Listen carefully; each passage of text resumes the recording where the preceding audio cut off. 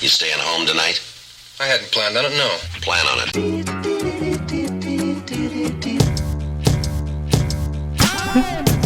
Minus 5, 4, 3, 2, 1. Booster ignition and liftoff of Discovery. You're gonna die. I'm Raymond Arroyo. We'll see you next time.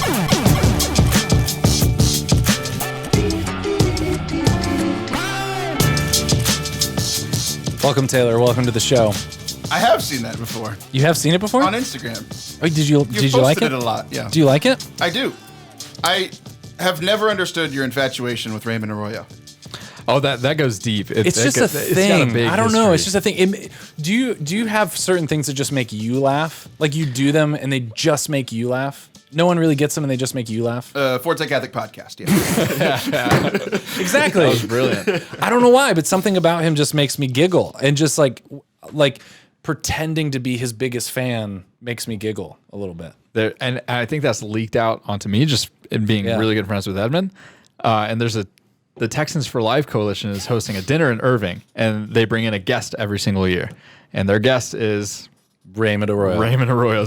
Raymond Arroyo. So when someone at my parish was inviting me to this, like a staff member, and they were telling me, like, and the special guest is Raymond Arroyo, I had to like suppress my laughter just from just the inside joke of what you have on Raymond Arroyo. Some people are so earnest that it, like, if you just in your seems head, disingenuous. yeah. Well, no, it doesn't. It's just in your head. If you just pushed it just a little bit more, Who hurt you? You're so honest. You must be lying. yeah. No, it just seems like I don't know. He just seems funny. Like you don't get that from like salesmen or something like that, where they're like trying to so- convince you. yeah. And it's just like overly done. You're just like, I don't believe a word you're saying right now. You don't get that at all.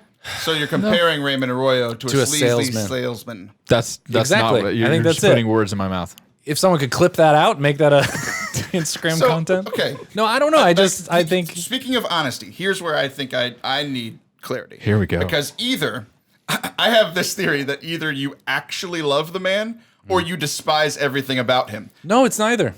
It's neither. I don't get that either. Yeah. I don't despise anything out of. Let me think about it. I've never been wrong, and you caught the first time on video. Yeah, I don't think I despise anyone.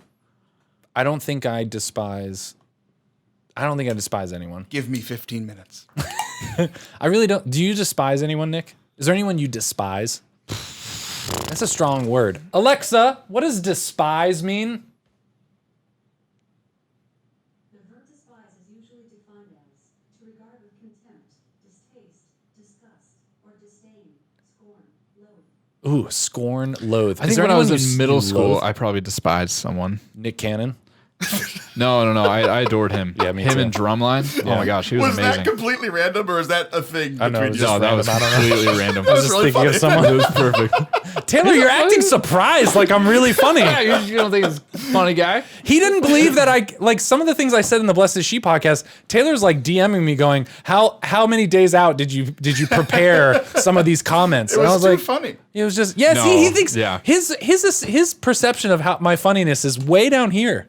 It was too funny. It was too funny for you. Are you that was too planning funny. things? Like No. you're building things. You're so creative, and I feel like you use all that creativity in the prep so that you're ready for the moment. Not really. No, I don't. No, not really. I try to be just as like present as possible. I can attest to that. Just knowing him and even working with him professionally, he's just an animal. He never prepares. Well, that's not I thought he was going to compliment you, and then he called you an animal. Yeah, in the most charitable way that I can express it. Edmund's good just animal. a complete animal when it comes to his creative capacity, just professionalism in ministry. And so, so no, sweet. after that, Blessed Is She episode, like me and you went out, and we were just like kind of like debriefing, just like decompressing about it. Oh. And that was like. No, like that was Edmund at his finest. And that's like the Edmund that I remember I peaked. working at St. Francis. I wouldn't say you peaked. Do you prepare for your episodes? It's okay if you do. I do. It's okay if you do. I prepare 10% of what I do. Yeah. I have an outline for this segment's going to be about this. Yeah. I used to come in with like notes, and then I gave up on life. Yeah. And now it's just segment, questions for guests. I'll have like 2 of the questions prepared. Okay, so sometimes I will prepare like a segment. Like if like we're gonna, like one time there's an episode where I brought lollipops that had insects in them. So like I had prepared that. I saw that. Oh wow. I can't believe I'm honored. Allie actually They almost did it. Yeah, they all like bailed on it. I was like, this doesn't make for good The YouTube insects, no, content. we all did it. Yeah, but we didn't eat them. Oh, no, None no, of us. no. Not everyone did We it. didn't eat that. It was a while ago, and I can't remember, but I remember being very disappointed in two people, and I think it was Allie and Johnny. Yeah. I think they both punked. Yeah. Okay, I didn't make it on that list. You weren't disappointed in me? I'm Dad? still not quite sure. I mean, Taylor. But you're here. Is there anyone that you loathe? You're taller than I thought. Oh, yeah? Yeah. Did I look- Oh yeah, let's do Did I like look- what did I we look thought like of a- each other when we met each other. Oh. Can you tell everyone how you met me? You scared the crap out of me. So I come to your house. Yeah. And you. Yeah. I told you to. I gave you some explicit instructions on how to walk in. Very explicit. Yeah. On how to come Super in. explicit. Exactly. So, Explicit. I didn't want to do that because your wife was here and there were kids yelling, and I told him to enter my house. That's why I left my house. I didn't have to deal with that. Am I allowed to say that sentence on my podcast? Do you think? Do you think I'll get canceled? No. Do you think I'll get fired? Canceled by who? The people who made this scrappy drink. I told Taylor to enter my house and say, "I'm gonna kill every bitch in here." I'm not doing that. And I told him that was the safe. I told him that was the safe phrase that I say every time I enter my house. So how long did it take you to plan that joke? I did it in the moment. I just texted it to you. I was like, what could I text him to make him giggle outside of my house in his car? Did it work, Taylor? Oh yeah, I thought it was hilarious. I just But I was like making people giggle. There was no way I was going to do it, so I was like, okay. I was imagining you. You're a big man. Don't touch people can't tell. People can't tell on camera, but you're a husky guy. You're a big husky guy. 50 pounds overweight. Yes. So I was imagining you entering my house, my wife seeing you for the first time, and you yelling that.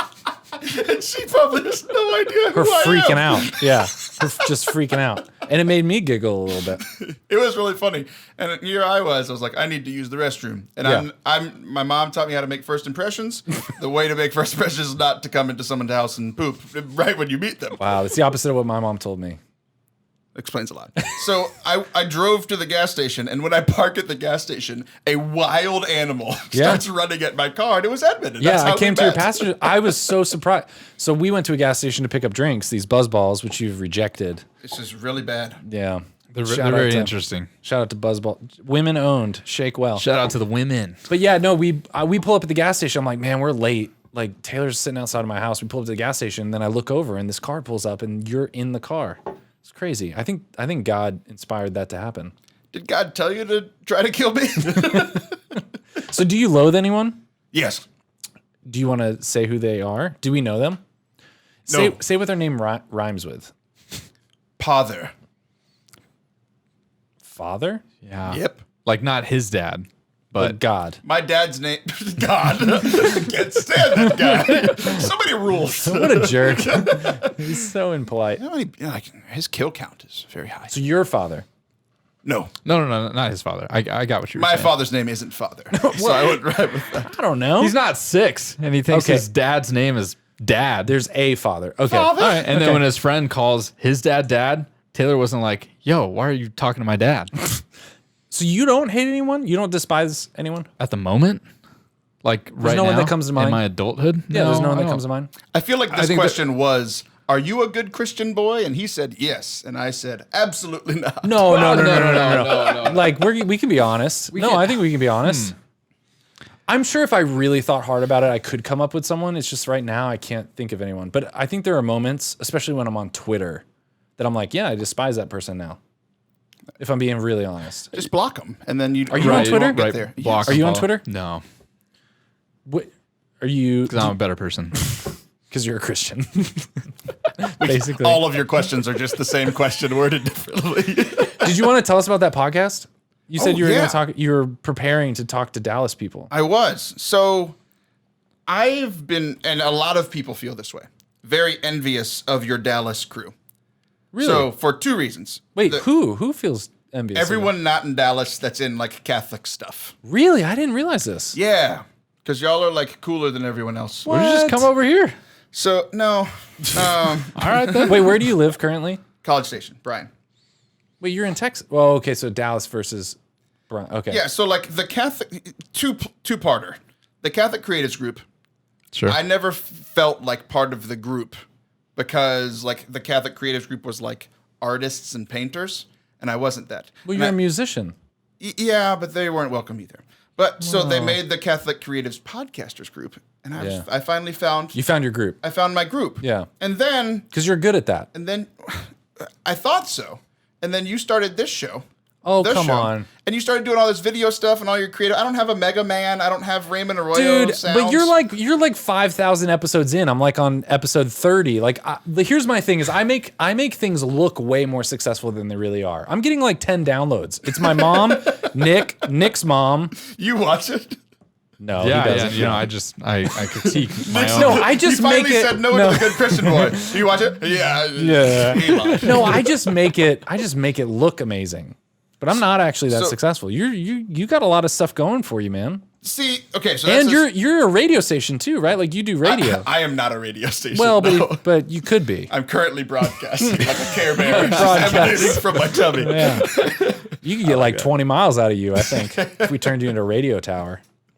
I could probably get up a good 20 miles out of you. Another chubby joke?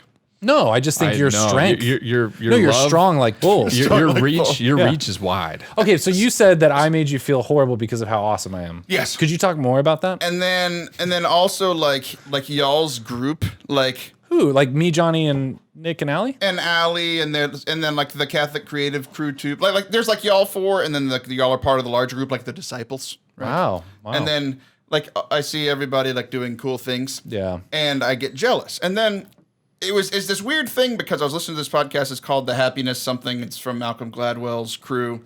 The Happiness Lab. Yeah. Okay. It's essentially that like all of our happiness comes from whatever we are comparing to. So like yesterday, I got huge news that is like really good for me, really good for the show. So yesterday, I was in a great mood. And then I go and I have a meeting today with somebody who gets 1.5 million downloads a month. Oh my gosh, who? On their project. Raymond Arroyo. Your father. So like today, I've been like upset. Yesterday. Because you're comparing to them. Right. I got this like big thing. fairly exclusive thing that I was invited to. Yeah. On top of the world. Yeah. 24 hours later, I'm talking to this guy and I'm like, I've had the most, like the last 30 days has been the most downloads I've ever had. The last week has been the most downloads I've ever had. Huge thing. And then all because I have a conversation with somebody who had 1.5. And then you compare it. It all crashed down, right? Yeah. And then I'm like, literally, I finished it as I parked into your driveway the first time. Yeah. And it was all like essentially that the second place people for like Olympics were always the saddest person on the podium. They had like some kind of percentage, like they were like a 4 out of 10, while the gold medal was like 9, and the bronze was like a 7, because the bronze is comparing to I almost got 4th. Wait, so bronze is the happiest? Bronze is the second happiest. Oh, second. Gold, they achieved their dreams. They're the happiest in the world. Bronze, they're 2 away from the top, but they're better than everyone. I mean, they made it. Yeah, they recognize that they made it to the platform. The silver person is I was this close to achieving my dream and I didn't do it. I failed. Gosh. So like even though they're the second best person in the entire world at whatever they're doing, like literally in the world. Yeah. They're like they are more upset. Like literally how they look is upset, angry, and like they compared it to like when not like a family member, but like a close friend passes away. Oh my goodness. So that's how you feel right now because you met this one dude who gets 1.5 Yeah, I feel dead inside. You're just, and then I came over here and I'm you look good, great. Real creative people. You look great. I didn't get that impression when I first met you. But I think, dude, I've been masking sadness for many years. Dude, but I think everyone feels that way. Yeah. I mean, dude, when I first came across your podcast, I was like, man, this guy, he has a radio station. I don't have a radio station. He has like 100 more episodes than I do. Like, he's got a beard.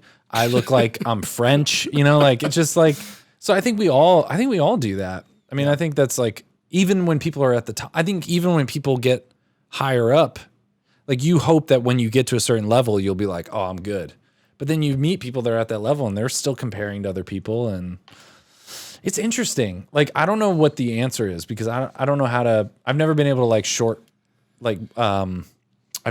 to short my brain to not feel that way. Yeah, me either.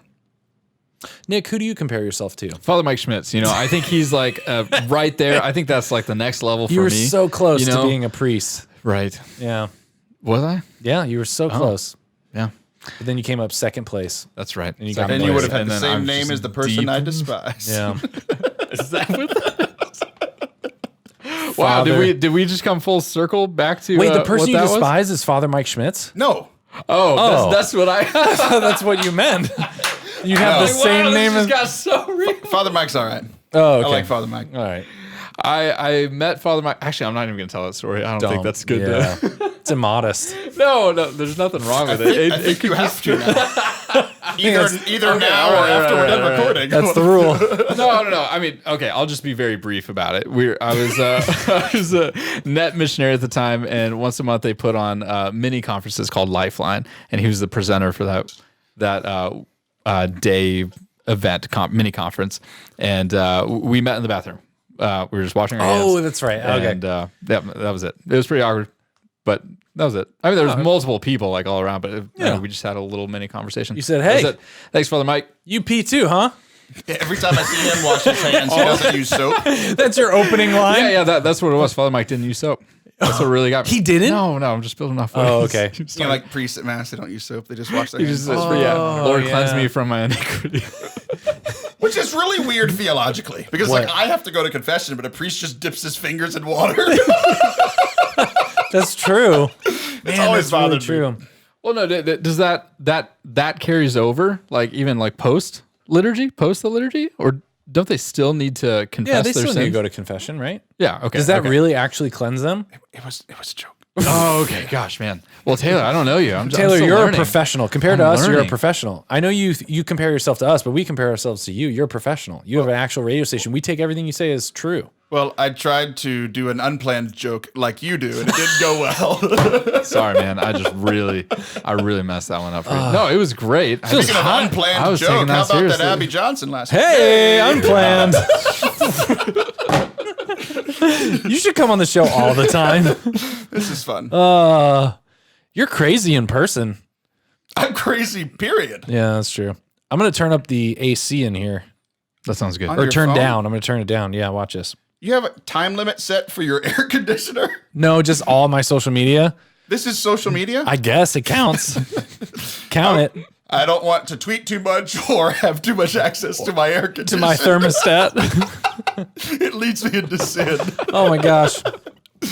So how has it been? Like, where are you at now? You're comparing yourself to us, which fine, that's okay. I mean, it's understandable. But like where are you with? How long have you been doing the show? Like your show, not the show, your show.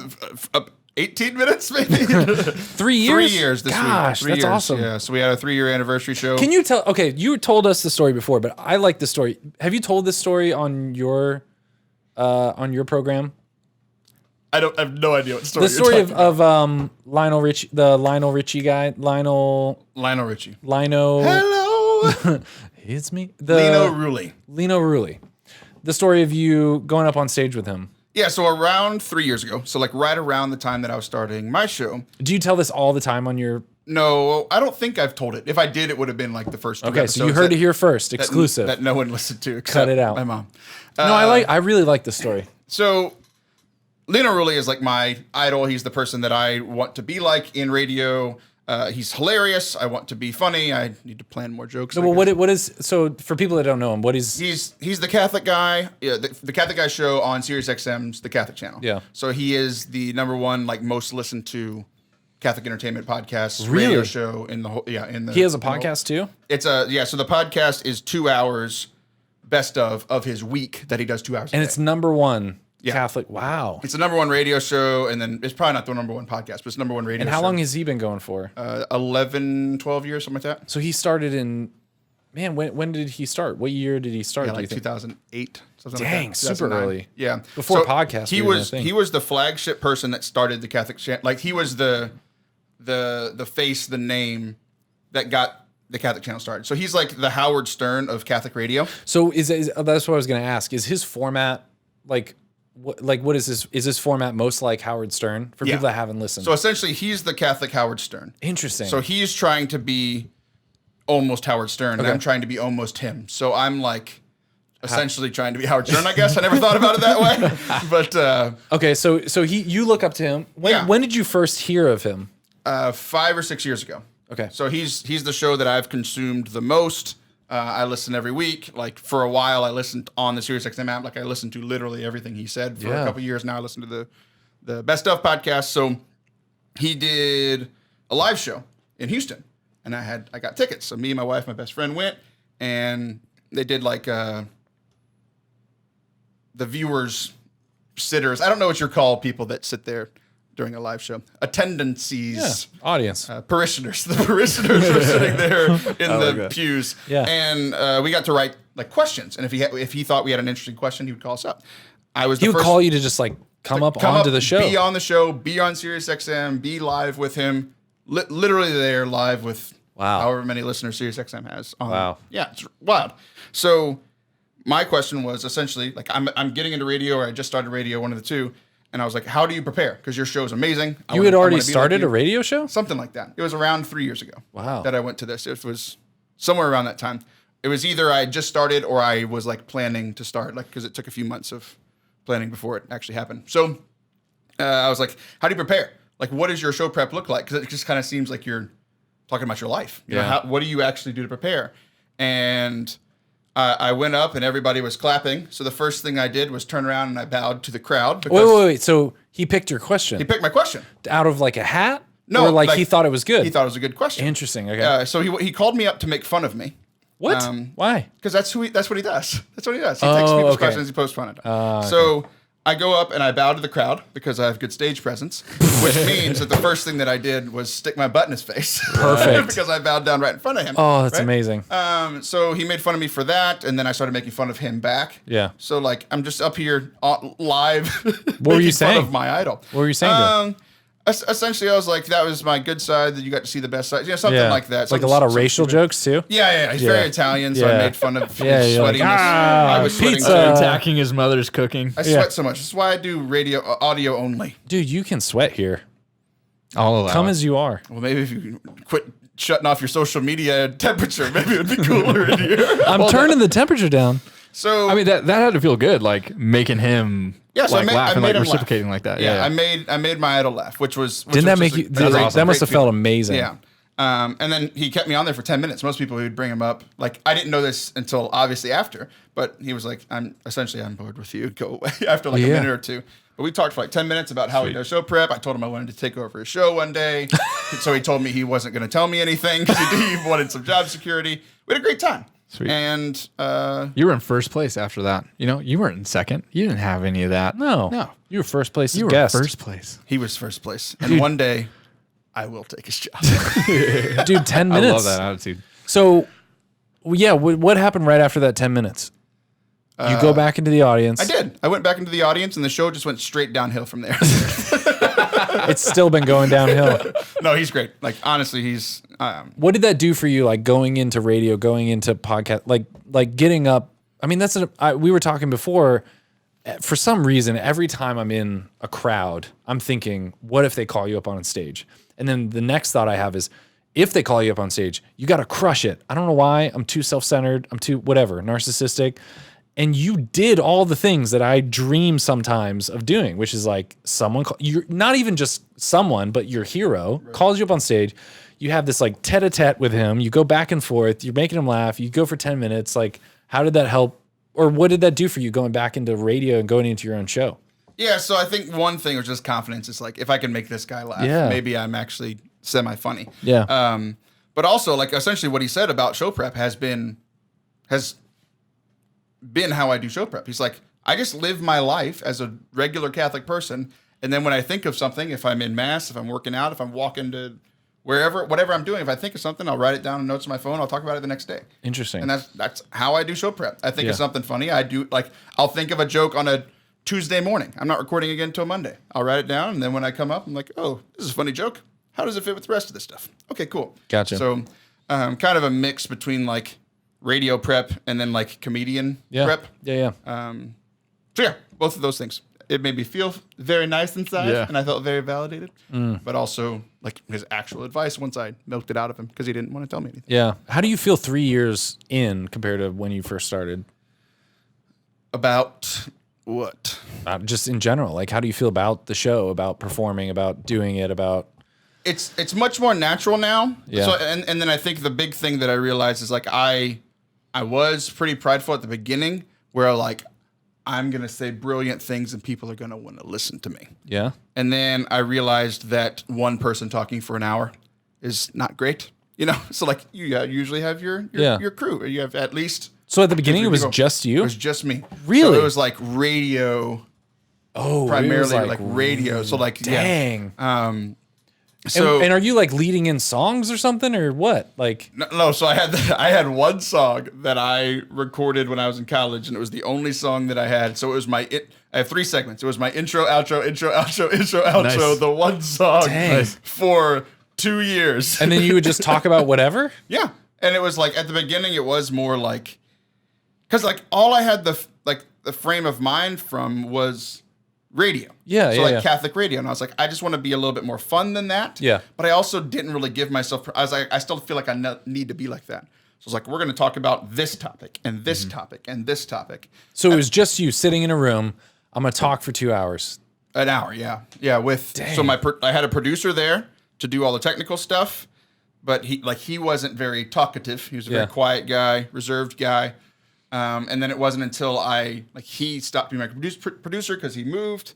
So I got a new producer who's bubbly and great. Yeah. And like she was the biggest change in the show. Because she would talk? Because she started talking back to me, and like it was a pride thing, realizing like, look, it's actually better for the show if there are more than one people talking. Yeah. Because it's just better, period. Different perspectives, different voices. Just someone you can breathe. Right. You can think. Literally. Yeah.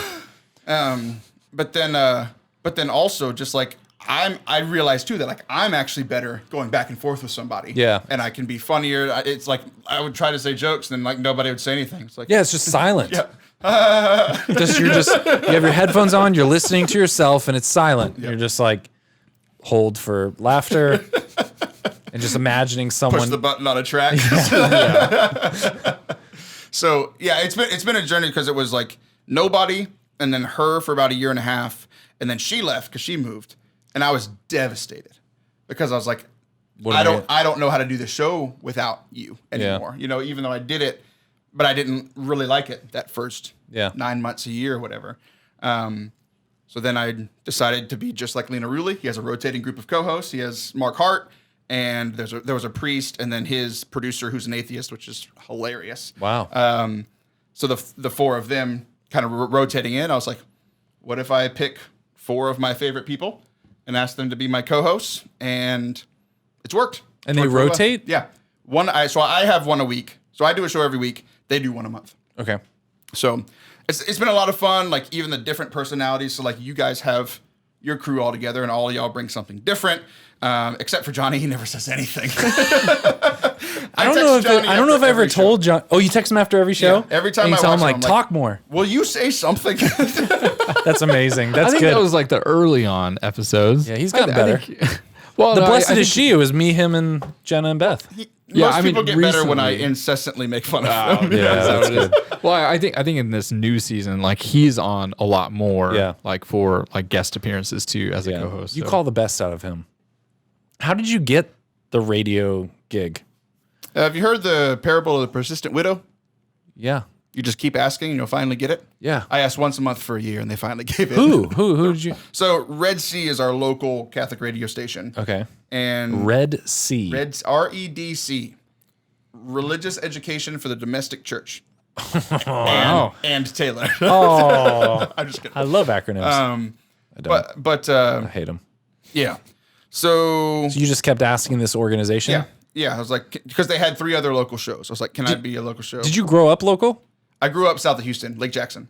But so you didn't grow up local to Red Sea? Correct. Okay. Yeah, so I got my start in radio. I have a music industry major, and so I had to do internships when I was in college.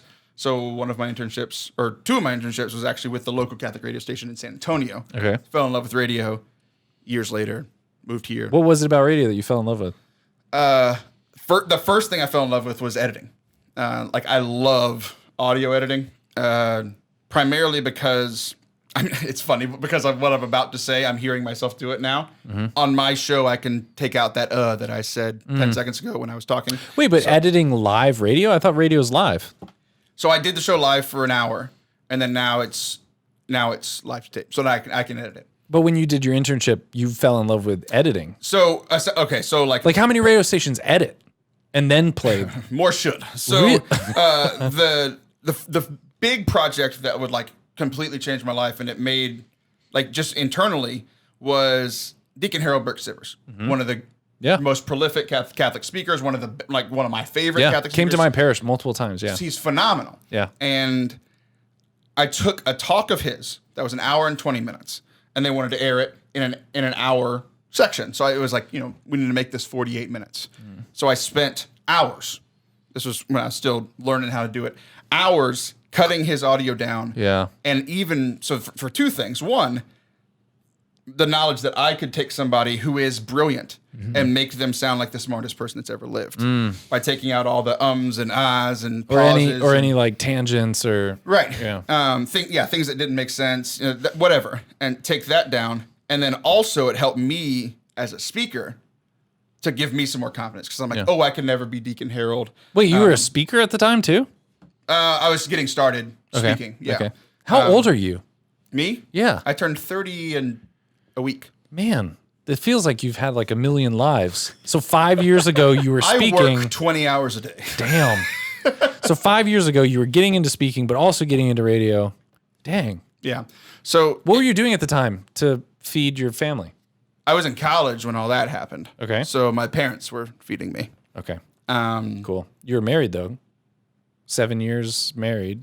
So this was like 11 years ago when I started. Okay. Yeah. So still struggling to feed my family, church work, that sort of thing. Yeah, gluten-free crackers are expensive.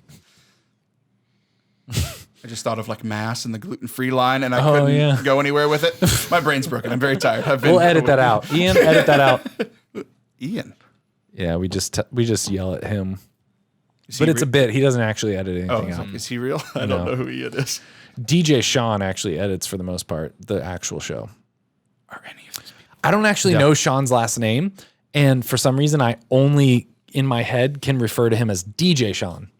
Because on Instagram he's DJ Sean, in my phone he's DJ Sean. It's great advertising. Yeah, it's always DJ Sean. Is he a DJ? Yeah, but I don't think he DJs anymore. Like, no, he's not a DJ at all. No, I don't think he DJs as much anymore. But for some reason, like in all of his stuff, it's DJ Sean. I need to look at and so I don't even know what. So like with other people, I'm a grown ass man, and with other people, I'm like, my friend DJ Sean, and I'm like, why did I just say DJ Sean? I feel so bad. DJ Shawnee, the wise guy. DJ Sean P. How do you spell Sean? There's like 8 different spellings. SEAN. There you go. He must be white.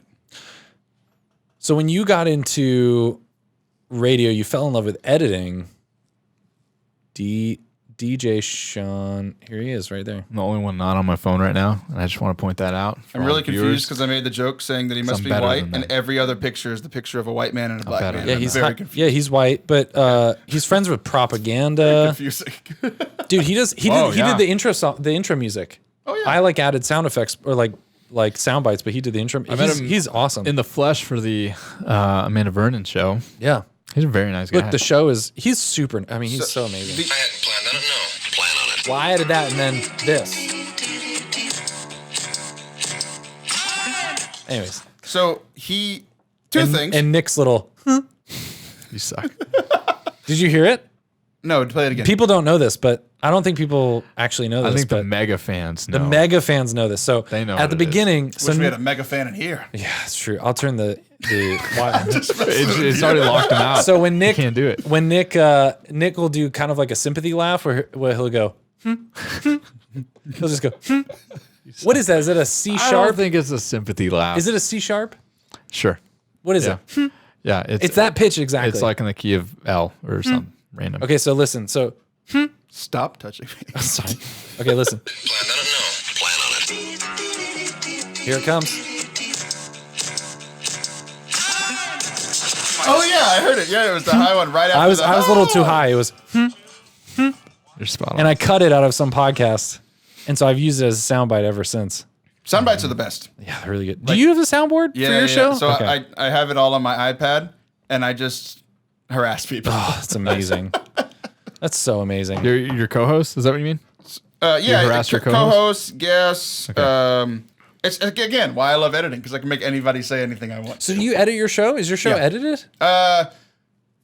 Yes. I mean, you said he just loves editing. I do. So, I edit well, my of course show, he edits his show. but not as much as I edit the shows that I professionally edit for other people. Oh. I care more about their shows. So your show doesn't broadcast live on radio. It's playing pre-recorded. So for the most part, what I do, if I'm recording, I've been doing this long enough to know that like, oh, I want to cut that part out, and it was 10 seconds. So I'm constantly doing math in my head because every segment's 18 minutes. So I will record that much extra time. Weird. So I will cut down that 10 seconds. Dang. So inside your head. Well, must be- you're doing that live, like on the spot, as you're. Yeah, and I guess so. Like sometimes I'm Yeah. like, if I'm anywhere within 30 seconds, I just cut down. I cut down like 30 more seconds than I planned on. Yeah. Or if I'm 30 seconds over, like I have like little spots. So while you're interviewing me, you're like talking to me, but in the back of your head, you're like, all of this we're cutting out. This is 30 seconds that we're cutting out. yeah, I think with yours, I actually think I remember it was like a minute and a half. Okay. Something like that. To where it was like we were supposed to record for 18 minutes. And with like most of the time, it's not like the person was crap, but it was like you said something, it didn't. We went in a direction, and then I want to get out. Internet cut out, or we talked over each other. Yeah. Like that kind of stuff. Is a minute and a half good? Yeah. Compared to all your guests? Oh yeah, the best. The best? Can you say the best again? The best. What was that? I didn't hear that. What was it? So how do you feel now, 3 years in? You keep asking me that Well, no, question. I don't I'm- know what you mean. Well, I'm interested in thinking about like where this is all going. Like, do you think like how many years of doing the same thing? I'm always thinking, how is this going to change? How is video going to change things? How is Yeah. audio going to change? Will you go? Like if someone offered you to go all in on Sirius, would you do it? I would. And no more terrestrial radio, no more like no more pod. Would you still do podcast? I would like to still do the podcast. Yeah. Do you have a budget for your show? Is it part of your ministry or part of the Red Sea? No. So it's part of mine. So I have essentially two jobs. I work full time for Blaze Ministries, so we're a missionary youth ministry organization, and then I do Forte Catholic on the side, which is my speaking, worship leading, the show, and it's so weird saying that because every time I promote my show, I'm promoting yours, and it frustrates the crap out of me. You love the name. And then the audio editing. So I do that for a few other people. So that's Forte Catholic, but Red Sea is the one radio station. putting So- it on the radio station. So it's your podcast, but they're like, we'll play it on the radio station. Right. So as long as it's 48 minutes. Exactly. Or Yeah. whatever it is. 54 Minutes 45. and 37 seconds. So it actually airs there. Essentially, it goes into a Dropbox. Yeah. They air it. A radio station in Tulsa airs it, and a radio station in North Carolina airs it. There's Nice. Very strange. I think strange coverage. I think we met the Tulsa guys. the hosts in Tulsa. Oh, the Catholic Man Show. Catholic gentleman. Yeah, Catholic Man Show. Ryan? No, Adam. Adam, Yes. Got it. Second time. Adam Minahan. Minahan. We took If him I to, was at his house, he Minahan. would have offered me whiskey. we're all out. I drank it all. We had him over. Did he come on the podcast? I don't think we were set up to record that day. No, we was went like out, last minute. We went out I would've for We went to Boomer Jack's. yeah, we went out on Main Street He's a great guy. a little bit. What a mensch. An Uber mensch. Yeah, So You say words I don't understand. so you would go all in on Sirius. I would. Why is that? Why Sirius and not? Why would you neglect your friends at Red Sea and Terrestrial and Tulsa? All of them. Wouldn't you just like you anytime have you get a good opportunity, you have to step on the heads of your friends. That's just So how the world would works. Sirius tell you like you can't do terrestrial? Is that how that works? I think so. I think Okay, so they're- you wouldn't be able to just like, well, here's the recording, just like play it wherever you want. You would have to go all in on Sirius. I'm not sure how they do stuff. I know that their so I know how they're mainline people, like they're full-time people. So Jennifer Fulweiler, Lena Rulli, Gus Lloyd, like their headliners, like once a week, like they do the show for Sirius 2 hours a day, all of them. And then they re-air it a couple of times. And then their podcast, I think, is theirs. I think they get like monetized there. But they're recording. When you say 2 hours, they're recording and then it's being edited. it's 2 hours live. They do live. Oh, they do live. Yeah. Okay, so you would do Which live. I've done live for an hour, for a year and a half. So like I'm fine doing live. Yeah. The only thing that was really stressful about live was we only had the break to set up. So like how long is that break? 3 minutes. Oh gosh. So like I would finish my first segment. We would call or Skype the person in that 3 minutes, get them on, sound check them. We're Jeez. going. And like we did it, but it was stressful. And like the more stressed you are, even though like I very rarely feel stressed. Yeah. But when I go back and I listen to my audio, if I'm stressed out the first 3 minutes, I do not sound like a professional speaker. Yeah, it's there. Gotcha. Yeah. So I'm glad it's not live anymore. So you would go full serious. So you're not live anymore? No, it's not live anymore. So we were live for a year and a half on Tuesday nights. And then they offered me a better time slot. After a year and a half, they were like, okay, you passed the trial. You can have like an actual time people will actually listen. You know? Yeah. So it's in the morning on Thursday mornings, but I work on Thursday mornings. So I was like, it's fine. I'll keep recording Tuesday night, Monday. And it airs on Thursday morning. So you would go to Sirius. yes. Is Sirius like, I don't know anything about Sirius. Is the listenership super huge with people with Lexuses with Sirius installed? Yeah. It's bigger than terrestrial. Really? Yeah. Is it bigger than like most podcasts? I feel like you get a bigger audience on podcasts and YouTube and Facebook and Instagram and I don't know, because like I think the biggest comparison would be how many listeners does Howard Stern have and Joe Rogan? Because biggest name ever in radio, biggest name ever in podcasting. That would be interesting to know. We know Rogan's numbers, but you posted about it the other day, and it's strange math. Yeah. Strange math. It's crazy. I feel like you're trying to make a point. Not you, the person that made it. It's like I'm gonna measure you Don't in touch me. inches, you in centimeters, and me in kilometers. light years. It's Yeah, like, I see what it you're wasn't a saying. fair comparison. I see what you're saying. Yeah. Yeah. But yeah, I think like other than like Joe Rogan, I would get more listeners on Sirius than I do on my podcast. Yeah, for sure. Just because of the audience. Yeah. Okay. Distribution. I mean, because I just know nothing about radio and all that. And to me, just when my dad will say that he listens to like XM radio, I just think like, why? You know? And that's just ignorance there too, because I just don't know that I don't know market at all. It'll be interesting if cars somehow get podcasts. If like Apple does some type of deal with like Ford cars where Apple podcasts get just put into the dashboard, that'll be interesting to change a lot of that. Yeah. Because you can't get cars preloaded with Sirius, can you? Or like XM? Oh, you can? Yeah. Okay. That's like I mean, that's like the biggest way Sirius grew. Yeah. Was it being built in fancy cars. Now my car is falling apart from 2002, so it doesn't. So it'd be interesting if podcasts get preloaded into cars. That would be really that would be interesting. I mean, I have Sirius, and I just don't really use it at all. Yeah. Because maybe that's just a fault How do on you my have part. it? Isn't it a subscription? Don't you have to? Do you pay for it? No, the dealership did. Wow. Most cars, when you get a new car that has I think in the last maybe 8-ish years, you get a year free or 2 years free for buying the car. Wow. Like you spent $25,000, we'll give you $150 worth of stuff. You know. So.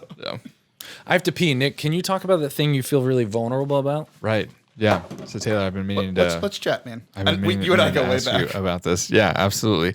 Well, actually, no. You know what? I wanted. I mean, you're here in this area for Ablaze, right? Yep. At the UD conference. Can you talk about that just a little bit more about just what Ablaze does? Yeah, so we are a missionary youth ministry organization. So it's 3-pronged. We do youth ministry, we train and support youth ministers, and then we have a ministry for parents because Nice. You know, you've been in ministry long enough to know that you can do the best ministry. Like you're probably doing great things, but if you send them back to parents who don't care at all, Exactly. it's not going to do much. So kind of 3-pronged. I've been there for this is going on 5 years, and it's the only reason I was able to stay in ministry. Awesome. So the big things that we aimed to solve were the 3 biggest problems in youth ministry. Why youth ministers were leaving: money, Okay. lack of community, and lack of formation and training. So, most youth ministers are thrown in like, "Hey, here's the keys. You're young. You play guitar. You have skinny jeans. You're hired." Right. Here's $20,000 a year. We'll never talk to you Here's again. a $200 budget. Right? Yeah, exactly. For the year.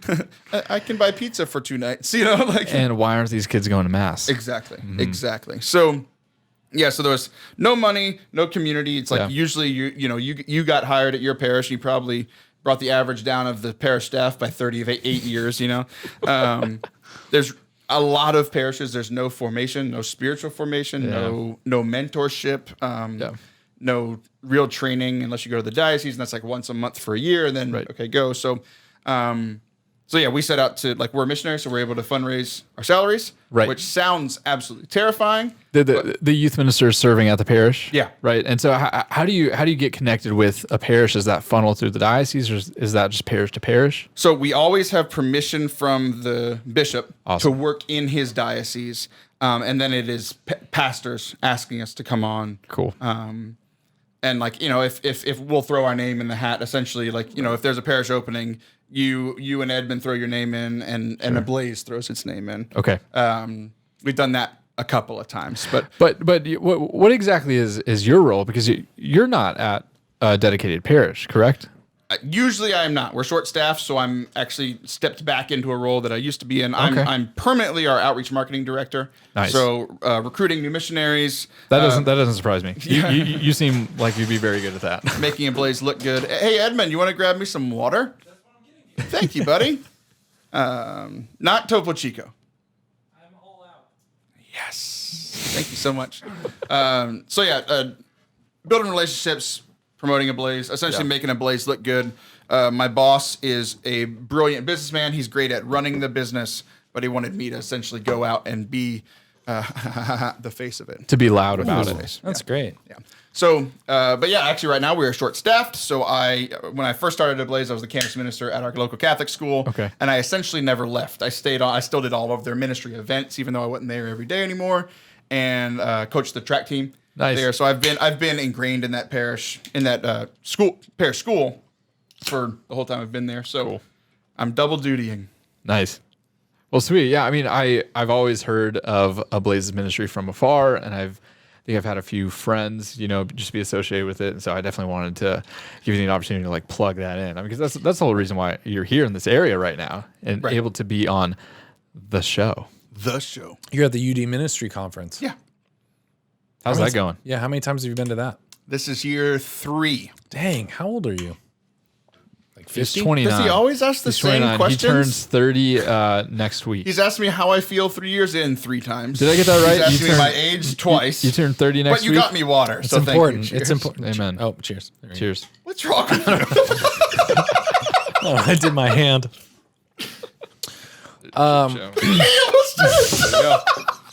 Monkey see, monkey do. Okay, I'm not envious of y'all anymore.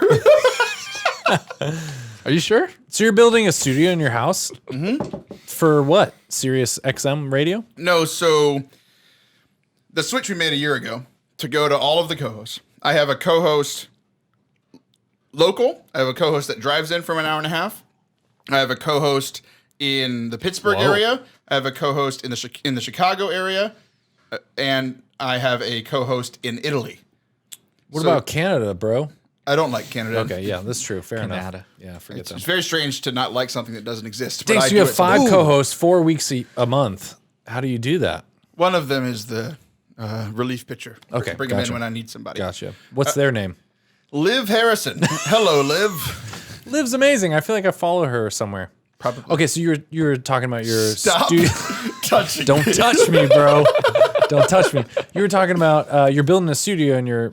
Yeah, so it essentially makes the scheduling easier. I can record in my house. One of the things that drives me crazy is that I can edit like crazy, but if I ever want to add something, I can't because I've been recording in the radio studio. So I only have the recording time, a certain time, and I don't want to have to drive 40 minutes to add one sentence in. Oh, gotcha. You know what I mean?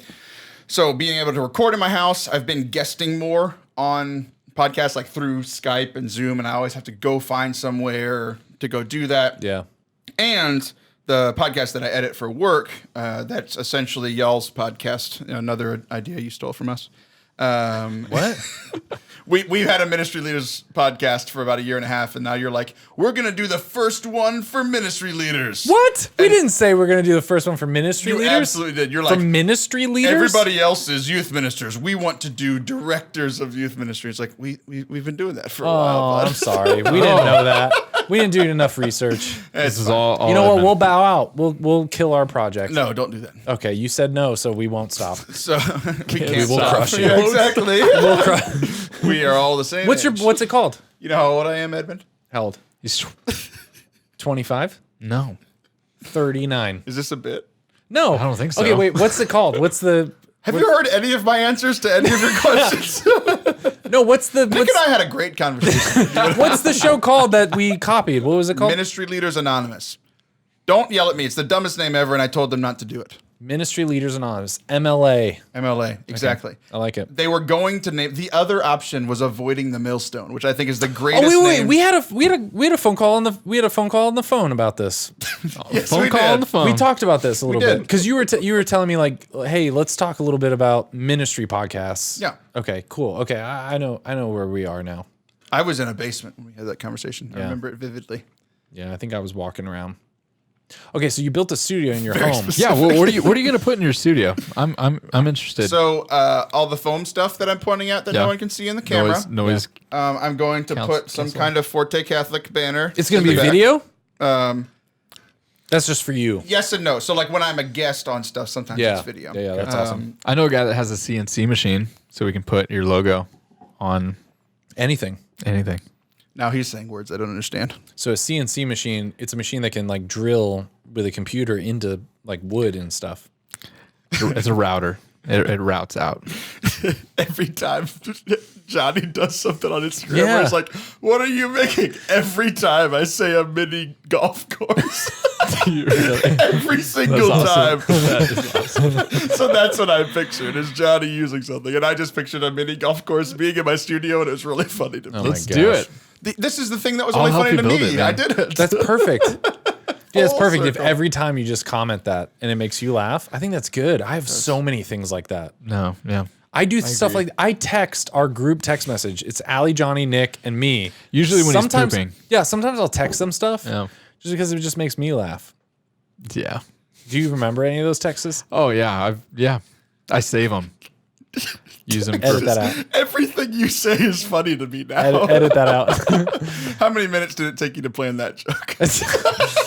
Hey, can you think of anything? I can't think of anything. I can right think of now. one right now. I don't think I'm going to share it here right now. Oh boy, He already shared the one he shouldn't have it's shared with me just earlier. the one that's just burned on my mind right now. really? Yeah. Burning on my mind. What's it rhyme with? Witches. No, not that one. Duck. No. It's no, I can't. Okay, I all can't right. afterwards. You don't want to ruin my career. We'll just do it for the Patreon members. Okay, Yeah. we're gonna stop the podcast. Patreon. This is just for the Patreon. We don't do the Patreon No, I'm really just that kidding. much. I wish. Don't have, Do you have a Patreon? Yeah. How's that going? Recently, very well. The last 2 days, I've gotten $30 more a month. Holy cow, after dude! not getting new people for a while. Dude, we don't really Well- push it. We don't really push it. I guilted Caitlin Fachista into giving to me a few months ago. Who's that? Tea with Tolkien? Yeah. Yeah, she's great. I thought I knew. Yeah, that's amazing. She's fun. Does Her she have last a- name means fascist. She has a what? Fachista. F-A-C-I-S-T-A. I'm gonna unfollow her right now. Mine means uncouth, and I have lived up to my name. Your last name means uncouth. Schroll means uncouth without manners. In what language? Swahili. Sign language. German. In German, it means. Oh, really? Where'd you grow up? Germany. Really? Hitler's Youth. I lived in Germany. Did you really? Yeah, I did not. Rammstein. I grew up in Lake Jackson. Okay, where's that? Is that a Texas thing? He hasn't heard. I'm not from Texas. one Hey, don't thing touch I me. said. No, you said Lake Jackson. I don't know what Tex. I don't know anything about Texas. Just South of Lake Houston. Oh, okay, okay. You grew up in Arlington? No, Germany. Oh, come on. You look German. Frankfurt. What ethnicity do you think Nick is? Here we go. Hispanic. There you go. That was very racist. We know that because you said you people earlier. What's the But worst you just thing? meant me. So do you think I think he's Hispanic? no. You just meant me. What's the worst thing you've ever said on radio that you've had to edit out? You want to hear the one I didn't edit out? Yeah. That I actually got in trouble for? Yeah. I would love to. Go. So speaking of Adam Minahan. Yeah. So I first got on Mini Hong. when I first got on the Tulsa radio station. I took the time slot of Women of Grace or something. Oh yeah, I know about them. Jeanette Bankovic. Yes. Yeah. I knew it was some German sounding Janka. name. Jeanette Janka. Bankovic. Jeanette Jankovic. Bodan. No, Bogdanovich. wait. I'm sorry. Jeanette Jankovic. This is why I got in trouble. Wait, Jeanette. Is this really? No. Oh. Jeanette. Okay, so say it. So No. Say it. What's her name? Jeanette Jeanette Bankovic. Bankovic. Bankovic. You just need to stop. You're just doing it because you're trying to make You me hit laugh. the table, and this strange drink went No, up and whatever. came back Okay. down. Okay, so Can Taylor so, edit this podcast? No. Okay, I can't so edit video. so you were I can't you were fix this. so you were talking about Jeanette. I took her time slot, and Adam called me and said that there was an Oklahoma woman who called complaining that I wasn't a woman of grace. So, of course, that's great show prep. Oh, yeah. So I talk about it. So within the first 2 minutes of my show, I made fun of Jeanette Bankovic. How'd you make fun of her? What'd you say? Saying my She's show short. is She's bet- really short. My show is better than hers, and that I should take over all of the time Oh, slots how or something like dare that. you? How dare you? And I think I said that our local station aired her at 2 a.m. because that's true. And then I did an impression of that Oklahoma woman calling in to Adam. And guess who I got in trouble with? Who? Not the people in Tulsa. I got in trouble with the local radio station. How do you get in trouble? Like, what do? They send you a cease and desist in the Hate mail? mail. Yeah, They send you the mail? lawyers came over. What? I'm Are you just- serious? No, I'm oh just kidding. gosh. Yeah, you had. I don't know how radio works. So, yeah, it's very serious. The FCC. Yeah, that's gave what I me was a thinking. Is the call. FCC sends you a letter in the mail? Yeah, no, they were just like, that was very insensitive, and you shouldn't do that again. Who said that? The leaders of my radio station. Oh, my okay. bosses. Adam. No, Oh. that's Tulsa. The They said it people was- not in Oklahoma weren't the ones. So they said it was insensitive that you made fun of Jeanette. Everyone. I made fun of everyone. Who'd you make? Oh, of Oklahoma. here. Why isn't So how- man a woman of grace? I'm very confused. I'm so confused. I mean, how did she know that you weren't a woman of grace? Yeah, how does she What assume gave it your- away? Why'd she assume your gender? She assumed your gender. It's 2019. You It's can't her assume. problem. Yeah. Wow. Your body, your choice. Full circle. Wait, so how often do you get censored? We haven't talked about that at all. I'm gonna start doing that now. When I'm hanging out with people. My body, my choice. No. I've been doing that with some core members at my parish. Just No, when I'm hanging out with people, I'm just gonna go full circle, and just like it has nothing to do with anything we've talked about, and be like, birds, huh? Full circle. That was great. We had the other one earlier. What was the thing that you said when I was talking about the numbers? I forget. Going up and down. I forget. Wait, so how often do you get censored by radio? How does that work? There are certain words that I can't say anymore. Say them now. Suck. You can't say suck anymore? No. Who's in charge? My mom?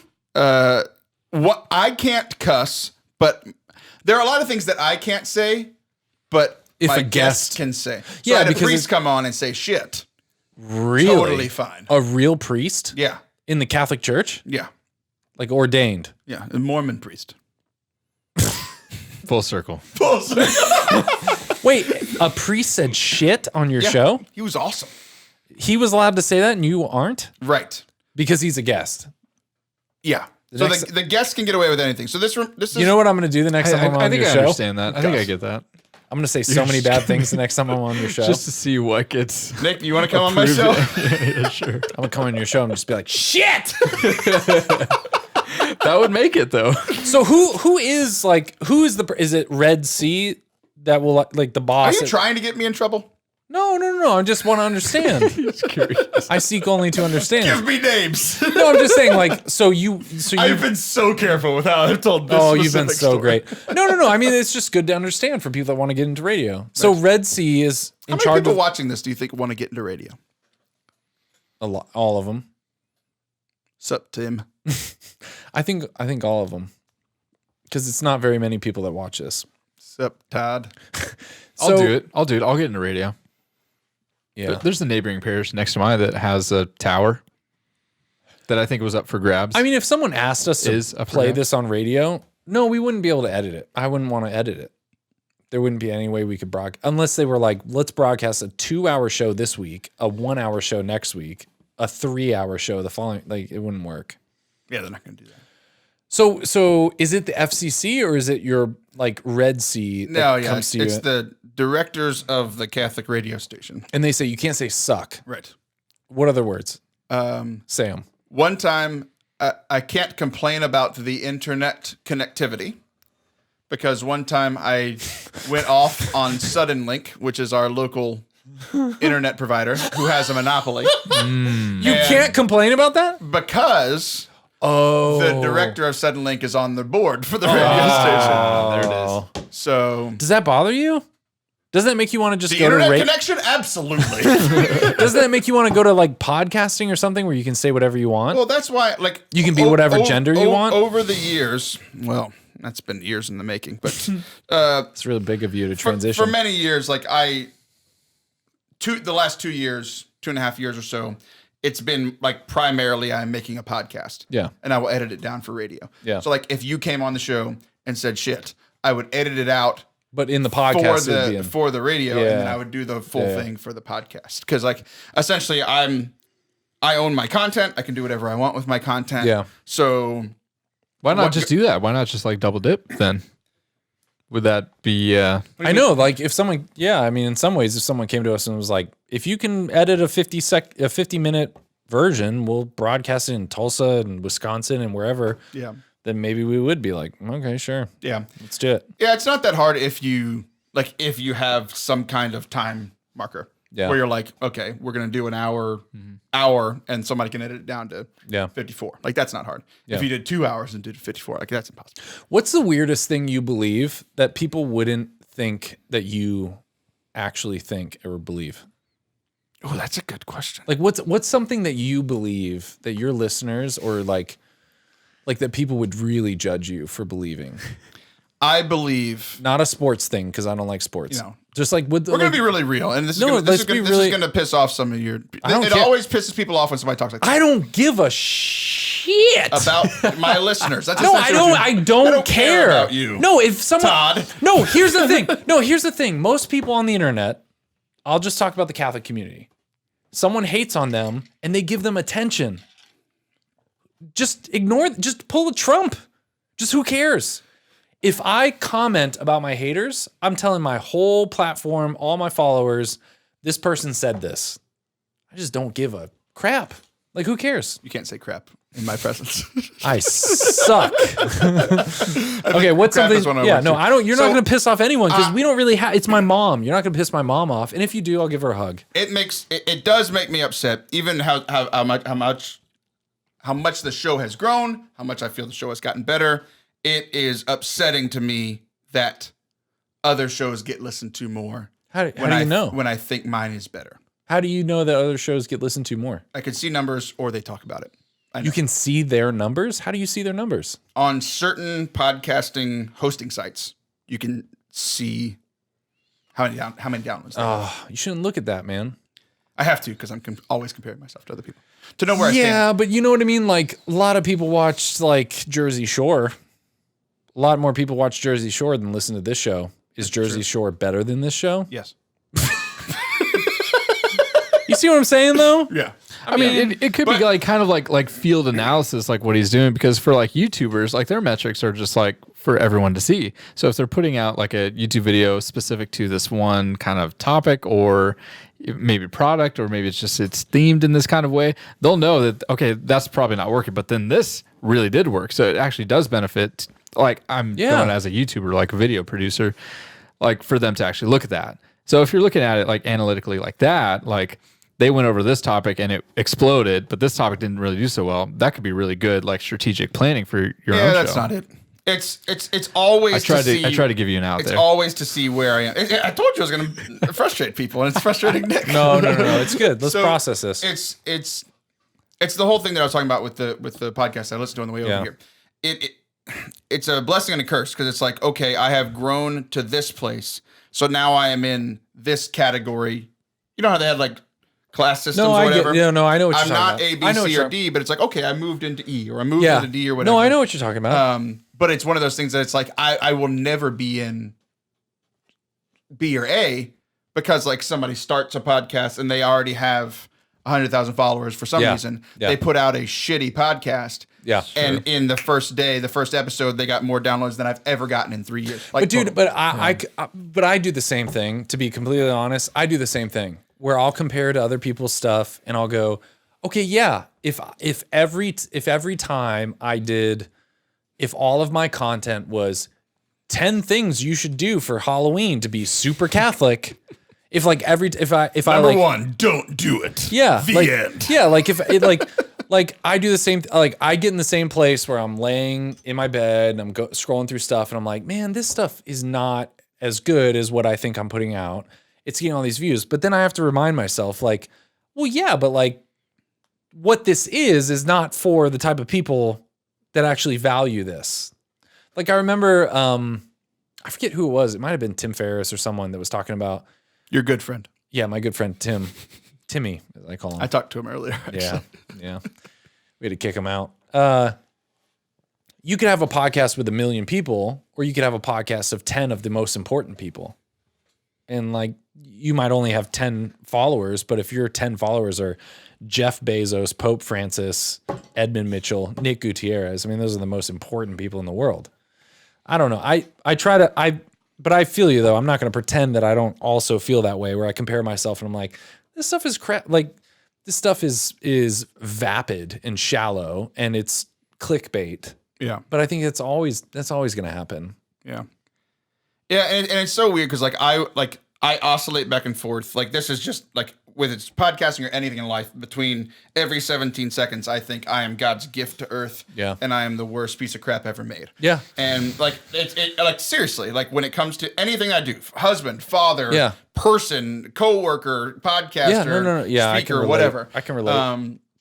And so it's like somebody will tell me something super nice. Like I was talking about yesterday. Like I got this huge news. Somebody gave me $20 a month on Patreon. It's amazing. And this like extremely awesome, genuine compliment. $20 a month. What are some things you subscribe to for $20 a month? They subscribe to you as a person and you talking into a microphone. I It's mean, amazing. Like, I pay Hulu $7 a month. Yeah, What is it's it? more like than Netflix Hulu. is like I'm 12 better than a Hulu. month. Isn't or that whatever. crazy? Yeah.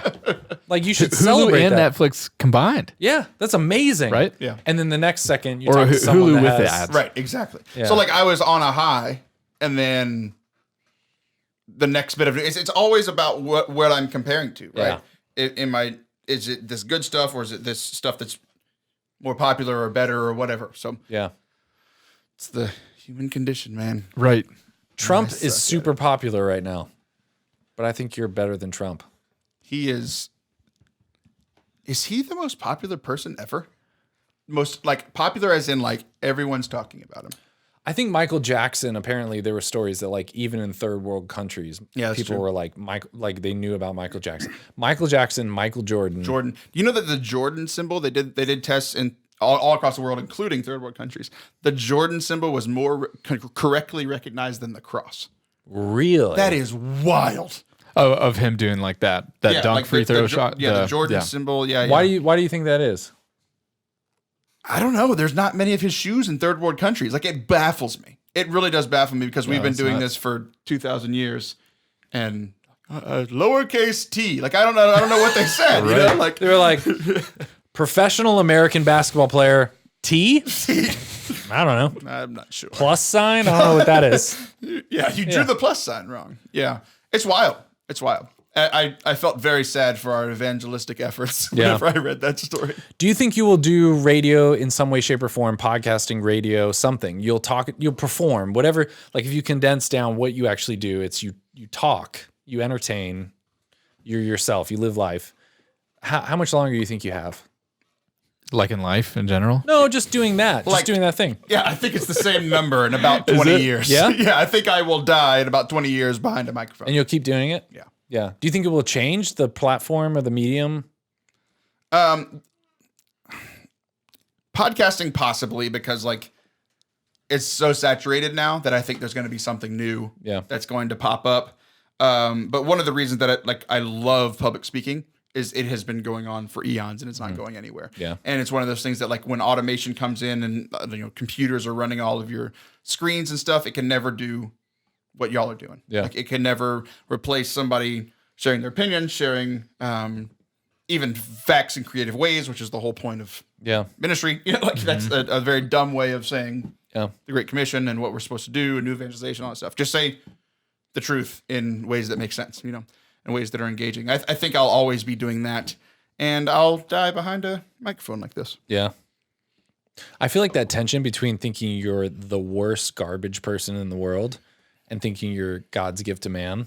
I feel like that's a common thing with performers in some way, because you have to be able to pick apart yourself in order to critique yourself and get better.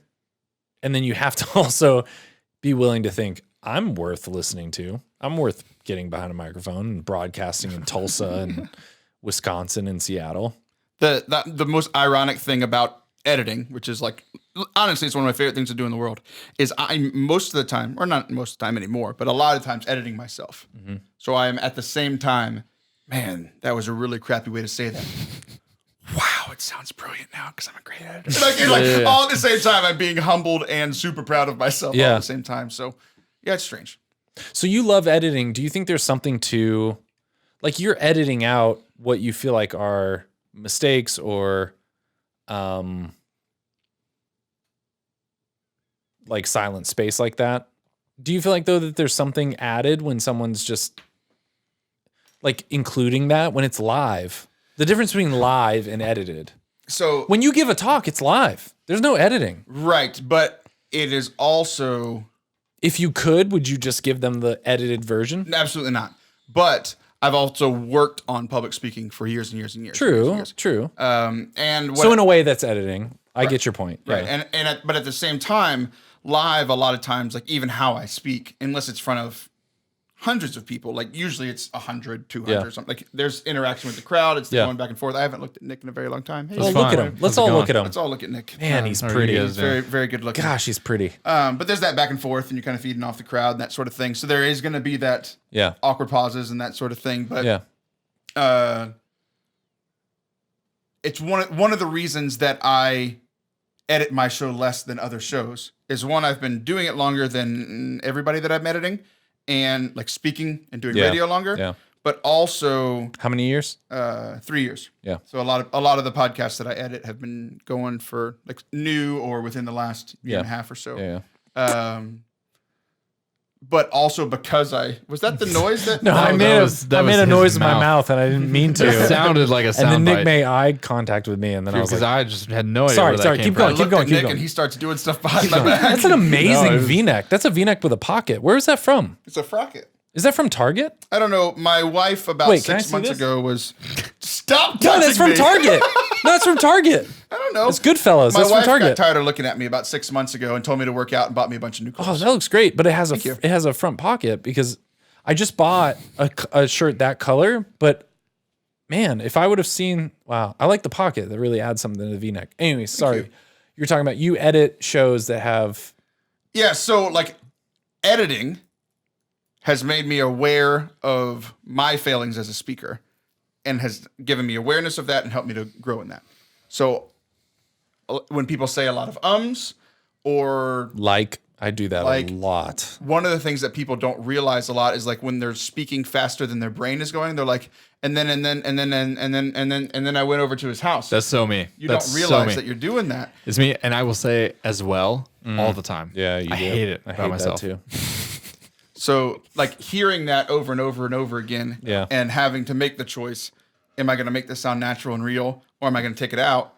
Like, inspires me to do it better the next time. Yeah. So it's like you're saying, like I'm critiquing myself. Yeah. Literally for an hour and a half every week. Yeah. And it makes me better. Do you get nervous when you speak in front of crowds? Never.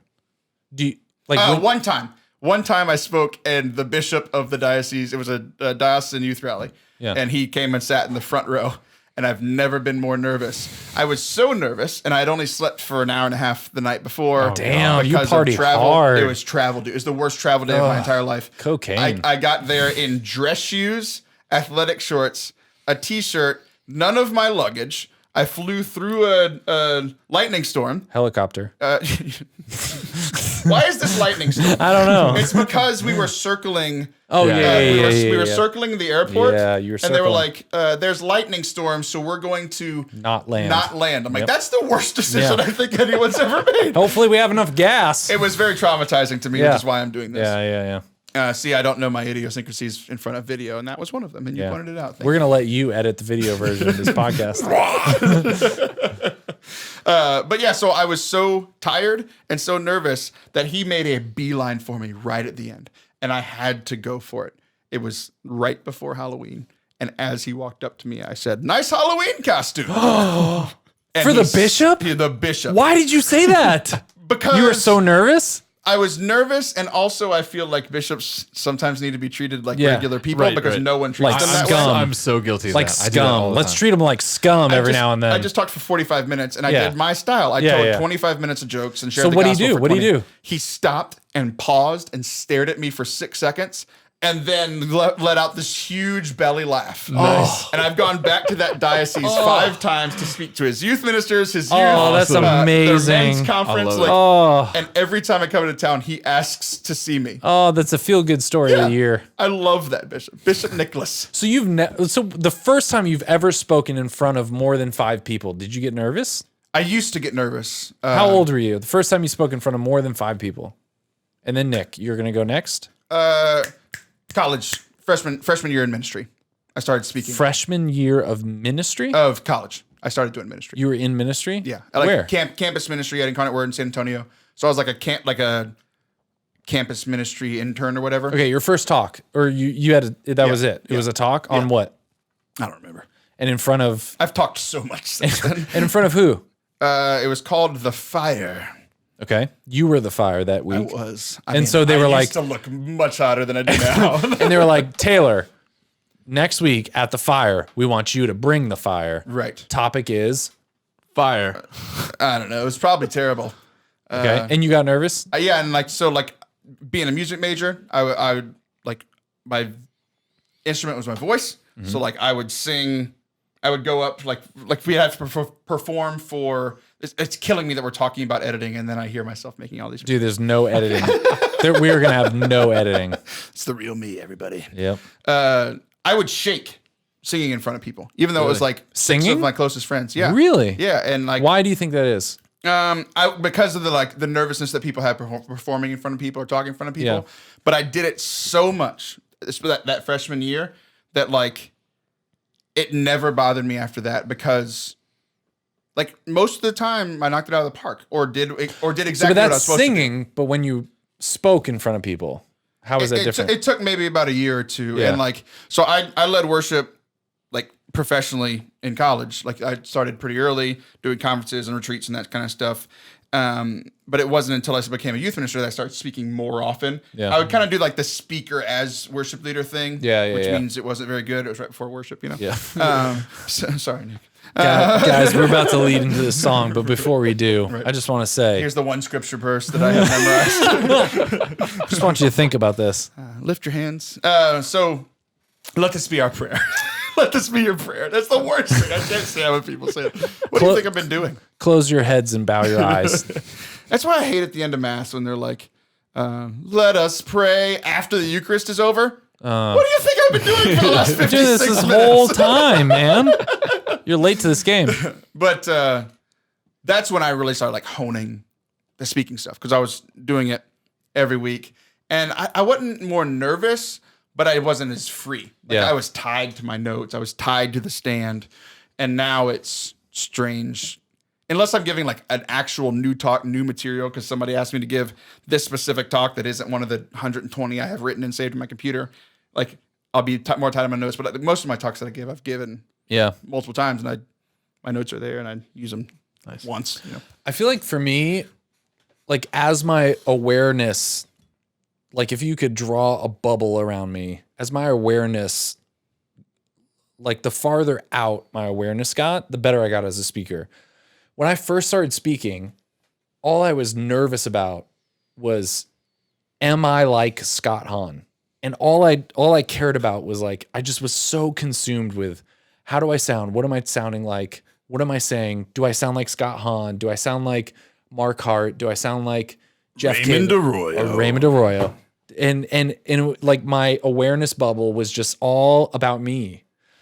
And then there was this moment where I don't know what I don't know exactly what happened, but I started thinking more about the crowd than about me. And I made this flip where I was like, the only way I can process this feeling of anxiety and pressure and stress is to do the opposite, which is just be fully myself. Like to try to be as fully vulnerable and myself. And if I say or like or but, or if I say something wrong, like that's who I am. And I'm just going to be completely present and only care about them. And that's when everything changed for me. And I have video footage of me giving a parish mission at my home parish. And it's so embarrassing because I can tell as I'm watching it that all I care about is me. All I care about is, what do I sound like? What am I saying? And I'm even sharing stuff that moved my heart. And I don't care about the people. And I'm just focused on what am I saying? How do I sound? What do I look like? And I remember the height of this was like one time leading worship at St. Francis. I remember this was like one of the moments when I realized, oh, wow, I've really adopted this. I don't know if you remember this, Nick, but one time kind of leading worship. Well, no, I think I was substituting for you. I was leading worship at Mass, and I started with like the closing song, but I was singing in the wrong key or something. And just 2 years earlier, if I had started in the wrong key, I would have just kept going as like this facade of like, I know what I'm doing. It was a purposeful weird modulation. Yeah, so it was like, and instead I just stopped and I just said, oh, that was the wrong key. We're going to start again. And I just started again. And it was like, no one cared. That's the most professional thing to do too, because you never want to give like your audience, not that parishioners at Mass are the audience, but you never want to give them like the responsibility to take care of you, like as the speaker or as the leading musician, because then that's just awkward all around. Like you're expected to take care of them, to lead them. So when it's reversed, it's like you are showing up to a meeting that you're just going to be a part of, but now you're expected to lead. It's just like, well, I've got nothing prepared for you. Yeah, it was like I by not pretending I'm amazing and just saying, oh, I messed it up, let's start again. And everyone's like, oh, that's fine. Well, that's cool.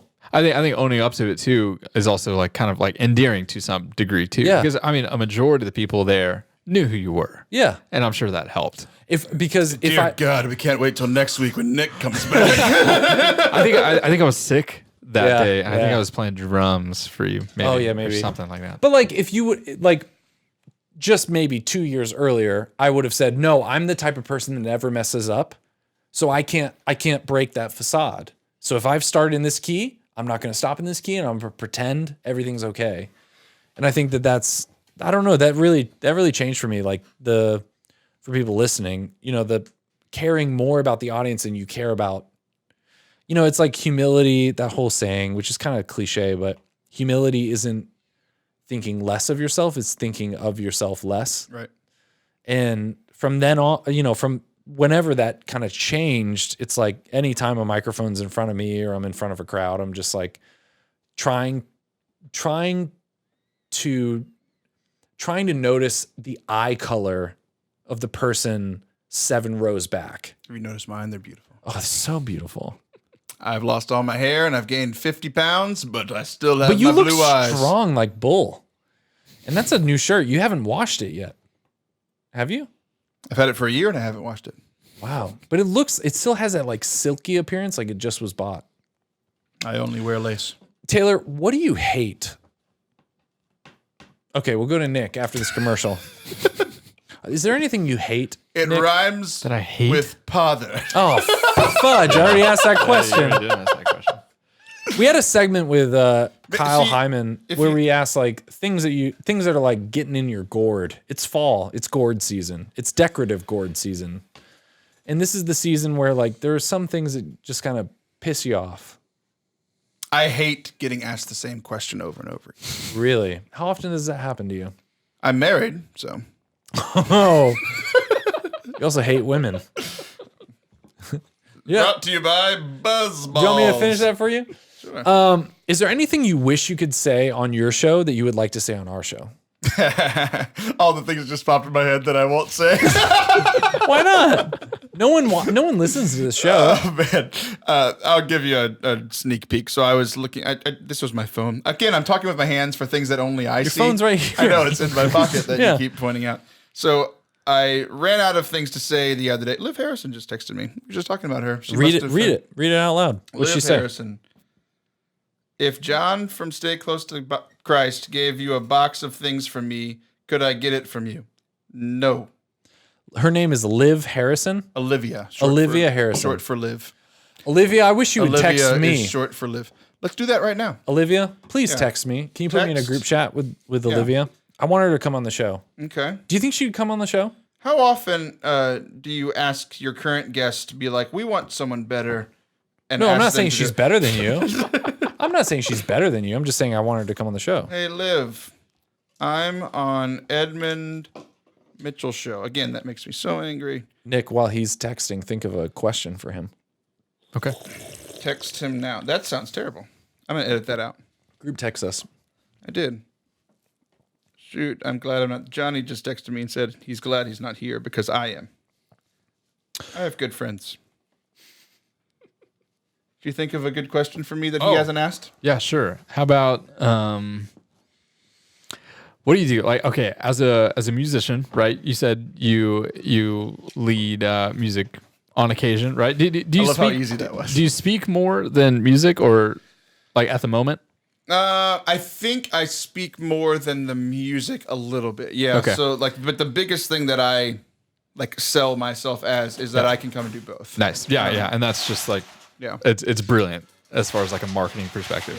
But for you, like for me, like as a speaker as well, like I'm a lot better at speaking when I can, I guess kind of see that somebody's like kind of checking out a little bit. I can kind of like maybe turn it on a little bit more, like, you know, to grab their attention or just to do something, because I take it personally when somebody's not paying attention. Not because I think I'm being selfish, but because I think what I'm saying is really important to their own life, or that it has the potential of being important. Whereas leading in music, when I see that somebody's checked out, like music kind of demands a different kind of participation because we're leading them in prayer, like through song. And so what do you do when you're leading that kind of in worship like that, and you see that somebody's just checked out, just not just into it, they're just kind of glazed in the face? And how do you, like, what do you do? How do you deal with that? And how do you keep it from not affecting your own prayer? So, I have changed how I've done this. Okay. And I have a new way that works for me, but it might not be good. So you can tell me what you think. This is an amazing question. So it is. So the difference between worship and speaking. Worship, I can't do anything to break. I can't communicate with them. Yeah. I'm in the middle of something. I'm in the middle of leading people in worship. So the two things I do. One, Hey! Hey, you! You're a good... Hey! No. You're a good... Hey, freaking sing! Father! that's actually how I parent. It's who you are! Freaking wake up! It's who you are! I like it. What the hell are you doing? It's who you You're are! yelling, freaking wake up, and all of your kids just Yeah, all my woke up. kids come downstairs. So, And I'm loved by you. What the freak are you doing? It's who you are. Raise your hands. thank you for your mercy, Jesus. So Praise you, Lord. leading worship, I can't do anything. It's like what I have done is not if it's one kid, but if it is a majority of the group, I just stop after that song. I'm just done. I just You just pack up and leave? No. So like, it's He really won't push it like beyond what he's, I don't know, that they're already not giving. right. Does So that make sense? This is when it's a group that I'm responsible for. Yeah. My youth group, my campus ministry. If I'm a guest somewhere, I'm not going to just like change their schedule because I'm frustrated, you know. But like, like I know essentially like my kids, so like the campus ministry kids, I know them well enough to know they're in it now or they're not in it now. Yeah. And we'll stop after. I'll have 3-4 songs planned. We'll do one. I'll give the talk. We'll come back and we'll do the second, third, and fourth one. Yeah. Maybe, you know, just kind of seeing where they are. It's like I don't have to do exactly what I had planned if it's not working. The difference with speaking is I will win that person over. I will do everything I can to win that person over through comedy. So like comedy is the biggest thing that I use to break through to people. And that's I will win them over. I will do everything that I want. If I get that kid to laugh, then we're fine. And I just don't know what the equivalent is, you know, on that flip side of leading through song. So you know, So the thing that I have done anytime that I can And I've even done this like when I am a guest, like at a conference or at a retreat or whatever. It's like that is the important time for the rest of the adults, the team, the leadership teens, like whoever, to be interspersed and just worshiping. And just worshiping helps because they're the leaders. People will look at them, but also be like, hey, shut up. Yeah. Because like there have been times, if it is one or two kids, or oftentimes in the front row, and I am leading worship, like what you were doing was extra funny to me because I've done stuff like that. Not with my words, but everything you yelled, I said with my eyes. Yeah. So I'm like, thank you for the cross. Yeah, seriously. Just staring them in the eyes like, shut up. I'm Just going stare to him right in murder the you." eyes. And then right after worship, okay, guys, closing prayer. Okay, everybody, you can go. You do. Come here. You know, like I mean, and it's different. Like in speaking your, I mean, there's so many forms of communication that you could use. And when it comes to like music and worship like that, like the main goal is prayer. You're not encouraging, or when you're speaking, you're not encouraging the listener to pray. never. I've never encouraged anyone to pray. well, no, like as you're speaking, you're not expecting that they're praying as they're listening to you. Pray always. You know, Yeah. in the shower. I've been praying on the this whole time. commute. You're not. When necessary, use words. And so my Pray always. I realize my question is like a little bit loaded, and so I don't know. I just That's how I like my mashed potatoes and questions. There we go. gosh. Bacon.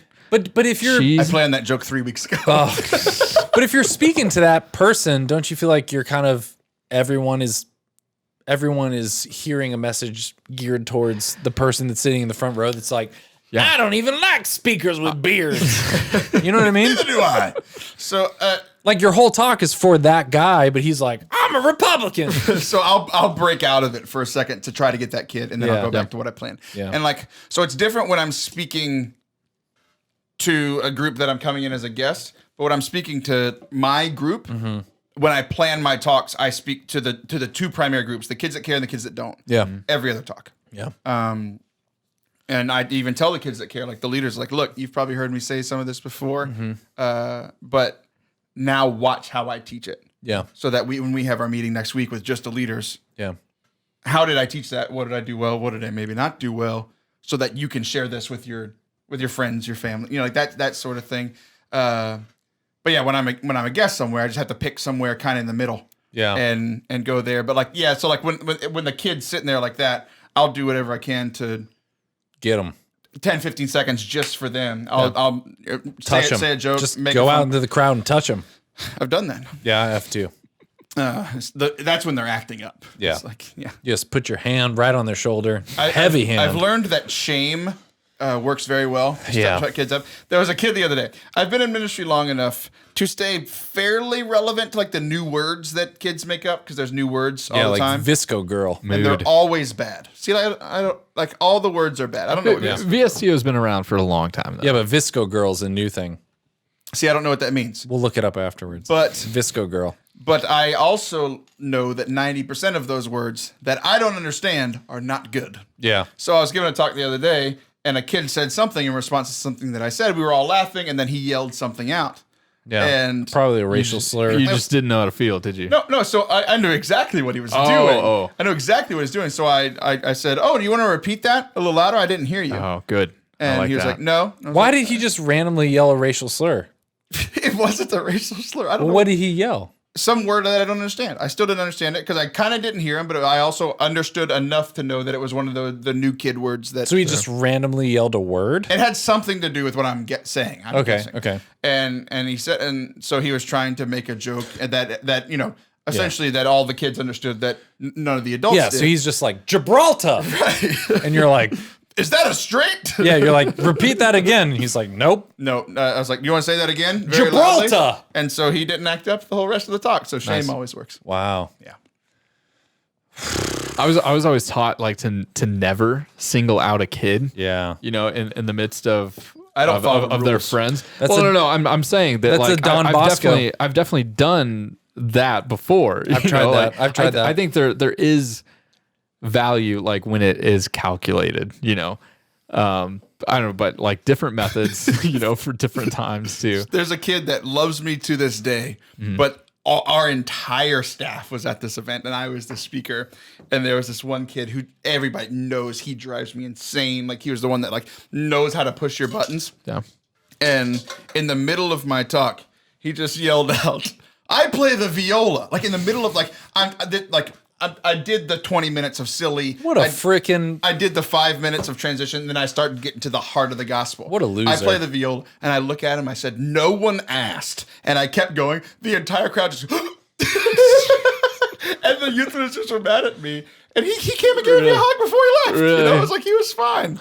But That's it shut him up. I mean, he needs to know that that's not okay. Yeah, he needs to know. And so, like, I think you changed him for the rest of his life, whether it was what you talked about or just it was like a maturity. He has never heckled me in a talk ever again. But that's the John Bosco preventative method. You prevent them. It sounds like an NFP thing. Yep. Yeah. The preventative method. The Don Bosco preventative method.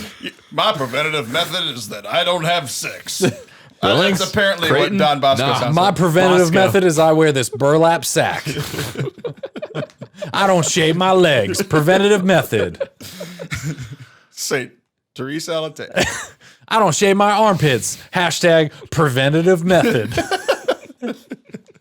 I don't brush my teeth. Hashtag preventative method. How does he know all these things about me? He just listed off all the things about me. Well, that's all we got for today, guys. Liv Harrison. How do you decide when you're going to end a show? Because It's just a feeling in my gonads. I'm done with you now. Well, no, it's really based on how I feel like the guest is feeling and then how long we've been going. How do you know how I'm feeling? Do you want to keep going? I would love to keep I have going. no idea how long we've been going. I have a news. Can we go news article? Sure. Let's see what Liv Harrison said. No. I have a news article that I wanted to pull up. I didn't know if you'd be willing to talk about this. I only have one news article for today. Nick, if you could play our news clippings, the Alley Hop. What do we do with Alley Hoffman? This is Allie's news. I was trying to find news articles for us to talk about in case I don't know. Couldn't. This is great. He's like, "I'm going to end the show because I'm tired of you. You want to keep going? Sure. Let's find news articles because I'm also done with you." Okay, this is the news article that I thought would be really great for us to just kind of weigh in on. Okay, I'm just going to read the title. Medieval sex cult at center of German crossbow murder mystery. Where did you find that? The Onion. Where did you? I don't know, Is man. that what that is? Can you see? It just came up. I don't know. It came up somewhere. This isn't the first article I read, but What do you Google to make the Facebook ads target you for whatever article that was? no, someone on Facebook posted this. I think it was. He's the leader of the No, cult. I want to know what you Google. No, it was. Can we answer that first? No, Artur Sebastian Rossman posted this on Facebook, and then I found it. And here man, he posts a lot every day. While he's finding that, do you know what an amazing like modern icebreaker question is like going around in a circle? Like what target ads are you seeing right now? That's a really amazing question. And what does that say about you? Like go around in a circle. What ads are you seeing right now? Explain why. That's an amazing question. I came up with scroll that through and see. 2 weeks ago. That's an amazing question. He does show prep. You do show prep. I don't have a show. Smash Burger. I got nothing. This is your show, Nick. You were hungry earlier. Smash Burger. Also, Catholic They're Youth Ministry listening podcast is always. your show. That is not my show. Okay, here we go. Edmund, you sharing something from Okay. Fondly. This was the fourth thing. On the page? Okay. This was the original. Artur Sebastian Rossman posted. Members of German crossbow sex cult suicide pact. I'm just gonna stop you right there. So, Okay, wait. in what order are they doing this? Okay, wait. Let's dissect this. Let's dissect this. Members of a German crossbow sex cult suicide pact. There's so many modifying words in. German crossbow sex cult suicide pact. Suicide pact. Okay, let's keep going. What's the suicide pact? Does that mean they're all gonna The Waco thing. They're all gonna Yeah, kill they're all themselves going at to kill the end. themselves at the same time with a crossbow. crossbows. with crossbow. While having sex. Well, not while, but they're a sex cult. How do you know? Well, have you you're- read okay. Have you read enough to Okay, know? you're true. Okay, right. Okay. Will this get you canceled? Okay. Members of a German crossbow sex cult suicide pact took knockout drugs before they were willingly killed in attempt to be reborn in a higher realm. Investigators believe. These are all so many random words. Like when I came across this, I was like, what is this? I'm mostly angry that they put investigators believe at the end. Yeah, of the yeah. sentence Why and not they beginning. didn't need to put that. Members of German crossbow sex cult. Like, okay, let's take out crossbow. Members of a German sex cult suicide pact. That's enough. But you add crossbow into there? Have you What the frickin' crossbow? It sounds like something straight out of Game of Thrones. Okay, this is the real though. Like Tyrion's in No, this is real. Members of a German crossbow sex cult suicide pact took knockout drugs before they were willingly killed. Okay. Before they were willingly Investigators think. Investigating. In May, a man and a woman were found with crossbow bolts through the heart. The female. I like how you pointed like we're not pointed to my sure. heart. This is a video. It's a video podcast. This is where your heart is, everyone. speaker. The The female. more you know in the the middle of this sex cult story. The female shooter had then turned the weapon on herself in Bavaria. 2 days later, Can you shoot yourself with a crossbow? yeah, you have to put your toe in there, and then you. Bo Jackson could do it.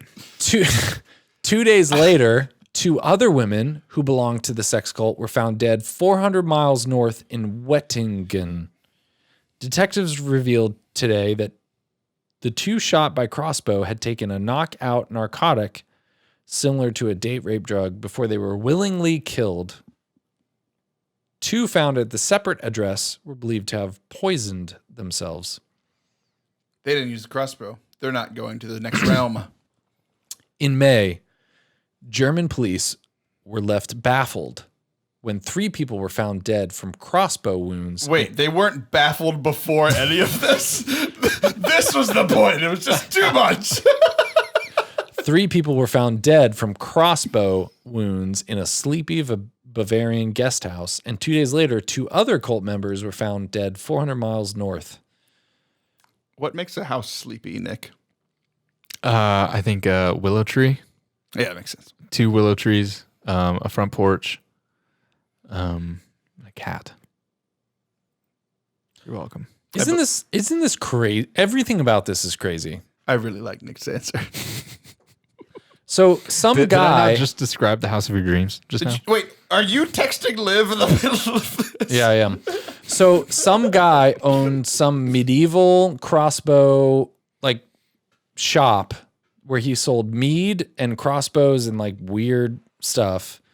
And these people killed each other with crossbows. They took like date rape drugs to knock themselves out, and then someone to respawn in some higher power. You know what's going to happen now, right?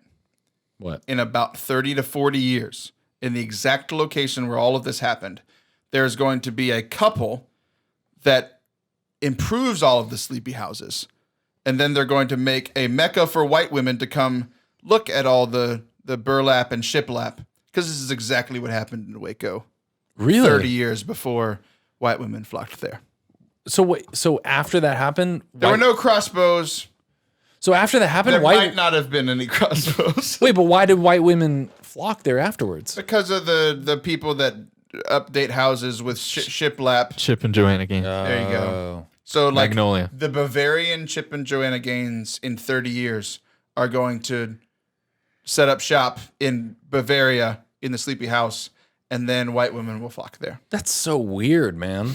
Can you imagine someone tries to convince you, like, we're going to take drugs and someone's going to kill you with a crossbow and you will be reborn Into new life. And you'd be like, excuse me, raise hand. Why crossbow? Can we do something different other than crossbow? Why crossbow? Okay, but to be fair, that's how I think about most things, how we talk about them as Catholics. Yeah. So like when I was a young kid, first getting into church stuff, they were like, you're going to go to this conference and be set on fire. I'm like, that sounds terrible. That sounds awful. I don't want to do that. Excuse me, Taylor. Could we wash you in the blood of the lamb? No. That sounds like something the people in Bavaria would do. And then like, hey, you want to eat this guy's flesh? I have follow-up questions. How old's this guy? Oh, he's been dead for 2,000 years. What's it look like? Untasty bread. Gross. That makes sense. Yeah. Sure, I'm in. You want to come to our conference called Ignite? Fusion. Set fire? Relit. Thirst.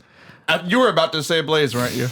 He was about to say Blaze, and He then he was. realized that's where I work. A blaze. I saw him say, and then freak out. Dude.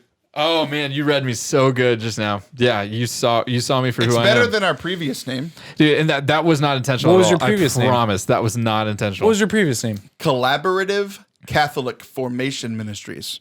I like a blaze a lot more. Yeah, I like a blaze way more. I told you. He punched me really hard. because I feel like I could now. He's like, I feel bad for the joke I just made, so I'll punch you really hard to make up for it. No, if Nick I does punch that. you, that means I like you. Yeah, it means he loves you. Oh my gosh, As he's a sitting brother. like this. I had the strongest urge to just rock him in the ribs. should've. You should have, and you would have broken your hand.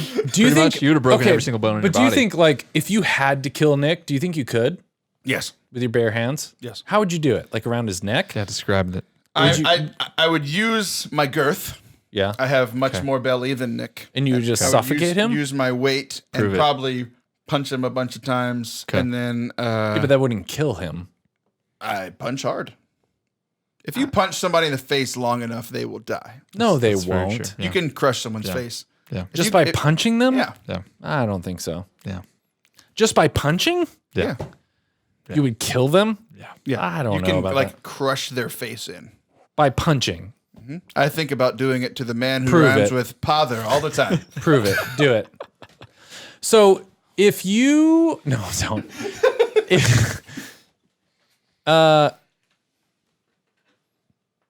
There's a saying and it If goes he asks me how old I am, No, or where I'm how from, old I'm are gonna, you? I'm gonna bash his face in. there's a saying and it goes something like this. If in the future artificial intelligence can create like a world, an artificial world, what? I'm thinking about the Bavarian sex cult now. The robots Yeah. connect to this. Yeah. So the saying goes like this. If in the future computers will be able to recreate like a matrix-like world and you could put a headset on that could create a virtual reality world, if you play out the years, hundreds of years, 200 years, the chances that we're in a virtual reality world right now compared to not being in a virtual reality world, there's way more virtual reality worlds than there are real worlds. Elon Musk believes the chances are likely, probable, that we're at least in a virtual reality world right now. What say you, Taylor?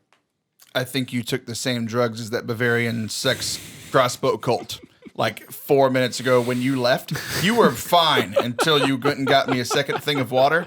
And you came back and you're just... I'm just saying, like if you keep going, at some point, there are way more opportunities for us to be in a virtual reality, artificial intelligence world that can recreate all of this by computers. There are legitimate mathematicians, scientists that So you really think we're believe. playing The Sims right now? Yeah, there are people that really literally legitimately believe that it's more likely.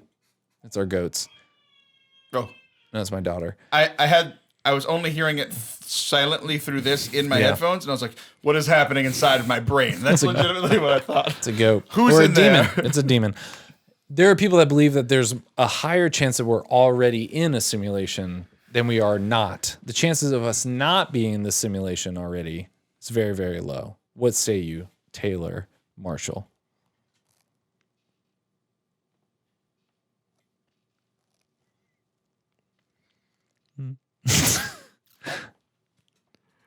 I think of He was gonna punch my face in. I pictured myself doing it. I can't stand that guy. Hey! I can't stand Oh, so mean. You called me him. That was meaner. meaner. He's been on the podcast. He came over. He sat right there. I can't stand him. Oh, what? What about him? His jagged jaw. Purposely divisive. I feel Trying like that's to rile up the church. but I and feel like- there's a fake pope. Yeah, but I feel like you are purposely undivisive. And that's something I can relate to because I am also purposely undivisive. I just realized this recently about myself when it comes to like the podcast and how Yeah. I speak and that sort of thing. Seriously. And I relate. I feel like I relate to what your take on this. So like, I never dress up. So, and whenever I do dress up, it's like, wow, that was awesome. That was so different. It was like something very different, right? What's your dressing up? Like A suit and tie, like that sort of thing. Like I very rarely do that. Yeah. Like once or twice a year. Yeah. So when I do it, it's special. And so like this last week, people like Taylor Marshall, like uber traditional people, trying to say they're the only real church and they know the true church and it's not the Pope and it's not anything else. They only know, and using hateful methods to share that message. It's like, if you are using hate, you are not in the will of God. Like it's just, it can't be of God if you are using hate. Well, what's that have to do with you dressing up? Because last week I am very undivisive on purpose. And on certain things. Yeah. Like a lot of my style will be divisive to people. But when it comes to like topics and stuff, last week I talked about that subject and those people. Yeah. And I stepped out of it and like I got a great response from it. Like I got more response on that segment, that 18 minutes of coming out and essentially sharing like the stuff that I usually keep to myself. Yeah. And you were dressed up? No. What's that have to do with That was you? an analogy. I very rarely come out and say something divisive. Oh, And gotcha. I did gotcha. last Oh, week. okay. Yeah. Gotcha. Okay. Yeah. He and I are not friends. And I blocked him on everything. So what made you, what made you, because I battle with this sometimes too, because as people who talk publicly, some people might say, well, you have a responsibility to say something. And I remember, I forget what something happened, and at our parish, Nick, we were still working together. Something about the sex abuse scandal, and our pastor was like, how many times do I have to bring this up in a homily? And people would email and say, why aren't you talking about this? And he would say, I talked about it 8 weeks ago. Right. How many times do I need to bring it back up? And so on the one hand, there's this responsibility of talking publicly because people want you to speak to something they're feeling and in some ways validate, like, this is a valid emotion. But on the other hand, I often skew on the side of like, I don't want to talk about that stuff.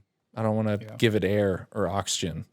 Yeah. My thought on it is like literally the point of my show is to bring people joy in the midst of all that crap. Yeah. So that's one thing. And then also I am not the responsible party. Yeah. For that kind. So like the 2 times that I've really stepped out were last week and then last summer. Yeah. During the sex abuse scandal, we did a whole show in response to that. And part of it was like pressure that I knew people would need to hear something. They want it. They like, and to some point, there's a lot of people that are like, please just say something. Right. Just like tip your hat or something. Just acknowledge this feeling that I'm having. Yeah, I think so like the purpose of the show is to be this, but every now and then something steps out of that where I need to do something different. And I think like a lot of like how I've learned, like I talked about Lena Rulli earlier, but like comedians, late shows, like that's where I learned how to speak. Yeah. And like what a lot of the late shows have been doing recently, when there's a huge tragedy that comes out, they start their show. Usually the show starts with the music is playing, like you started your show with all the music. If something crazy happens, somebody passes away, you start the show. Hi, I'm Edmund Mitchell. Nick passed away last week. You know, whatever it is. Hit by a bus. Didn't hurt though. Killed instantly. That'd be an amazing episode. We more because he wouldn't be dead and he would show up at the end. It'd be great. Yeah, Yeah, it'd be cool. I really can help cool. produce that. So, but I mean, whatever. They come out and they say, okay, there was this mass shooting. Our thoughts and our prayers are with them. Yeah. Tonight's show goes out to them. And there's something important about seeing someone you love, acknowledging that. And so there's a pressure. Right. Like, and as a pastor, there's a pressure of like, in my homily, I need to like acknowledge because, but then at one point, I remember Father Flynn just being like, how many times do I need to talk about this? Right. Exactly. Yeah. People are never going to be happy. Yeah. But like the thing that I love about like what those late night shows guys do is they do that. It fades to black. They go to commercial. They come back and they do their show. Yeah.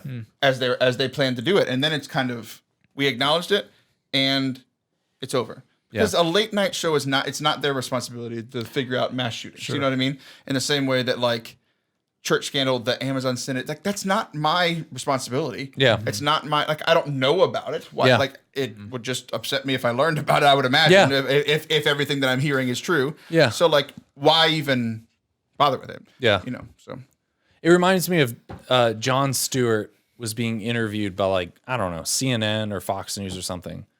And they were like, don't you have a responsibility to show the news and whatever? And Jon Stewart was like, we're on a comedy network. I'm a comedian. We come on after crank yankers.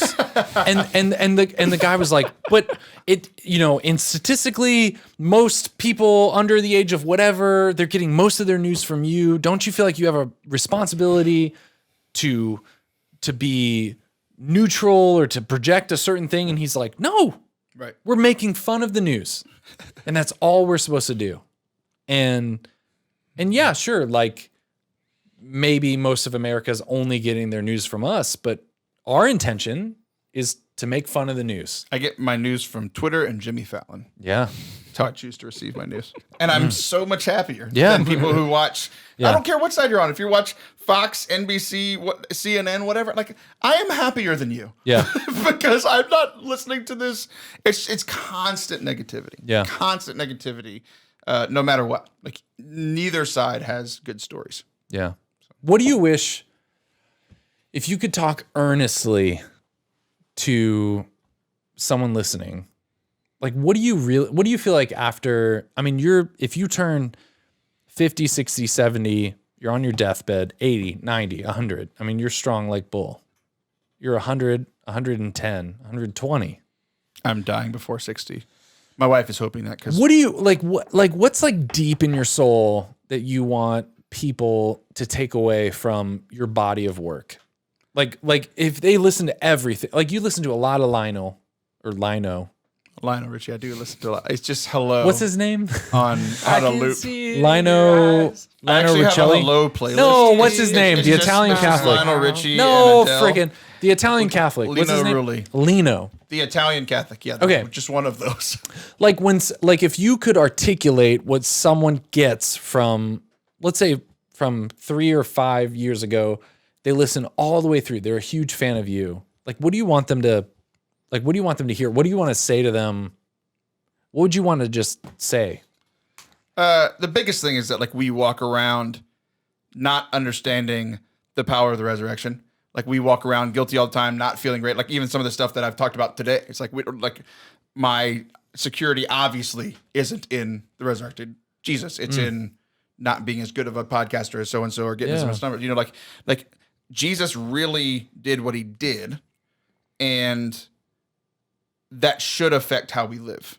Like we as Catholics have swung the pendulum so far away from the pendulum swing from Protestants of once saved, always saved. The cross meant something, that we have shied away from that to where we're like taking away, like in our personal lives, we don't often believe it theologically, but in how we act, how we think, how we treat ourselves, how we see ourselves, it's the opposite. We're like, I'm never saved, you know, and where it's like actually like our theology in the catechism is actually closer to what saved, always saved than to the Catholic guilt thing. And that's become a thing that we all believe. It's like Jesus really did die for you. He really did mean it. He died for you while you were sinners, while you were literally enemies of him. He came and died for you anyway.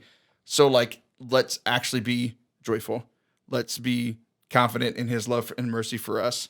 So like, as long as we're trying, we're good. Yeah. You know? And I think we miss that a lot. We think we have to be the holiest people. We have to act saintly when even like that even clouds our view of the saints.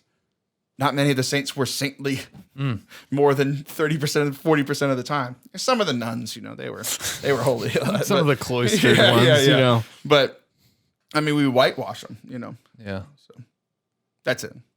Man. Jesus actually died for you and it meant something. So let it mean something. The resurrection, man. We don't talk enough about that as Christians. We talk a lot about the crucifixion. Yeah. We understand sin, but we don't understand the resurrection and the actual power of that. Like, it's wild. Like, and like we talk about it all the time. Like, literally, it's our jobs to talk about Jesus. And it's like a person was killed, said he was going to come back, and he came back from the dead. Yeah. It's like, wait, what? Yeah, it's the one thing. Like, if that one thing didn't happen, none of the rest of it Right. would be valid. Liar, lunatic, Yeah. or true, or whatever the saying is. It's like, Yeah. If that one thing. I'm going to come back from the dead 3 days later. Yeah. He was a great guy. We'll write some books about him. He was a good man. Exactly.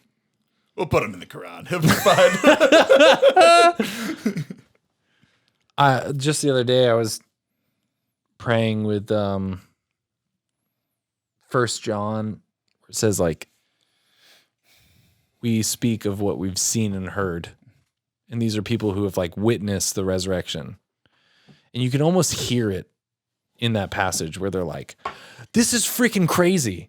Like you can hear them being like, we're speaking of what we've seen and heard, that Jesus rose from the dead. Yeah. And so that our joy may be complete. yeah. Like, it's like, not just so that you can share in this, but like, so that we can be joyful. Yeah. In like, this is so exciting that we have to share it. Yeah. They're just like, this is freaking crazy. And we're not perfect. But this guy rose from the dead. Whatever. Yeah. Just like, do with that what you may. And it's just, I don't know. It's the one thing I go back to, even when I like struggle with faith. I'm like, does God really exist? And then I open this book. Like, when you're like, I'm probably a computer simulation. Yeah. We're like, you know what? I'm gonna go Elon the way, Musk said so. I'm gonna go the way of Gungor. Just like figure it out on my own. That guy's fascinating. Yeah, he's amazing. I listen to his podcast all the time. But like, and then you open up this book and these people are like, we're just talking about what we've seen and heard ourselves, and this thing happened. And here we are 2,000 years later. I'm sharing with you something that I heard from somebody who heard it. yeah. That's crazy. Where can people find you, Taylor? Nick, do you have a better question to wrap this up with? Otherwise, I'm just going to ask Taylor to just share where we can find him, or I'm going to text Liv. You can find me on Circle View Court. What? That's your address. That's my address. Don't say my address on my podcast. I didn't say it was your address. Y'all did. Okay. Nick, do you have any other questions? Sure. Otherwise, we're going to end this podcast. No, man, this has been fun. I'm Taylor, a fan now. That's been fun. I'm a fan. Now? You weren't before? Well, I never met you before, and this is I don't know. This has been nice. So This humanizes you. I like I'm you too. a fan. I'm a And fan you of you revealed now. to me that you like ignored me 2 years ago, and I didn't even know that. And I still No, liked dude, you. no. It's not that I ignored you. What was that? Coming on your show, from what I've listened to and seen from your show, I'm now sad that there weren't more sound effects like throughout. Actually, not many episodes have. I mean, the first couple of season 2 there were, but then when the live audience, I didn't really do, because they couldn't hear the sound effects. But when it's just us four, then I'll do sound effects. And then Nick doesn't really like it when I do sound effects. What do you mean? Sound effects are the greatest. They are What do really you mean? good. I don't really. Don't call me I out don't like that know. and not You don't give an really like example. it. What do you mean? I don't know. You don't really What like it. evidence do you have that I don't like it? I don't know. You think because you want to explain to people listening at home that that's not really what happened. You're just like, hey, that didn't really happen. I think this is very inaccurate. Taylor, where can people find you online? Very confused. If people want to follow you that are listening to my podcast, if my audience, my mom, wants to follow you, Sup, Sharon? where should she go? Doreen. Thank you very much. Doreen. I don't know my mom's middle name. Doreen. What? You don't know your mother's middle name? Doreen, Doreen, Doreen, Doreen. Doreen. Come on, Doreen. Dun, dun, dun, dun. Dun, dun, dun, dun. No, I was thinking of Jolene. That song. That's what he was. That's what you're saying. And then I kept the joke going with other songs. Oh. Keep up. Okay. That was an unplanned joke. Full circle. Where can people go to find you, follow you? ForteCatholic.com. FORTE Catholic. Everything's there. Social media, the show. Yeah. Not the show. Support you on Patreon. This is the show. Yeah, Patreon. All the links are there. ForteCatholic.com. Patreon. When's your YouTube channel coming out? I have one, but it's primarily me blowing people's heads off in Rainbow Six Siege. Where can we find that? I'm interested. ForteCatholic.com. Really? Oh, you're blowing people's heads. Is that like a? It's a video game where I shoot people. Nice. What's that guy Blevins? Yeah. You and him do that on there, or is that something different? Fortnite Yeah, so he is a streamer. on Fortnite. Yeah, and he is a co-host on my show, but we don't do video game stuff together. I'm not cool enough. Oh, I went on a stream one time, and he was like, "Eh." he was like, ah. Well, okay. Anything else you want to say to our millions of fans?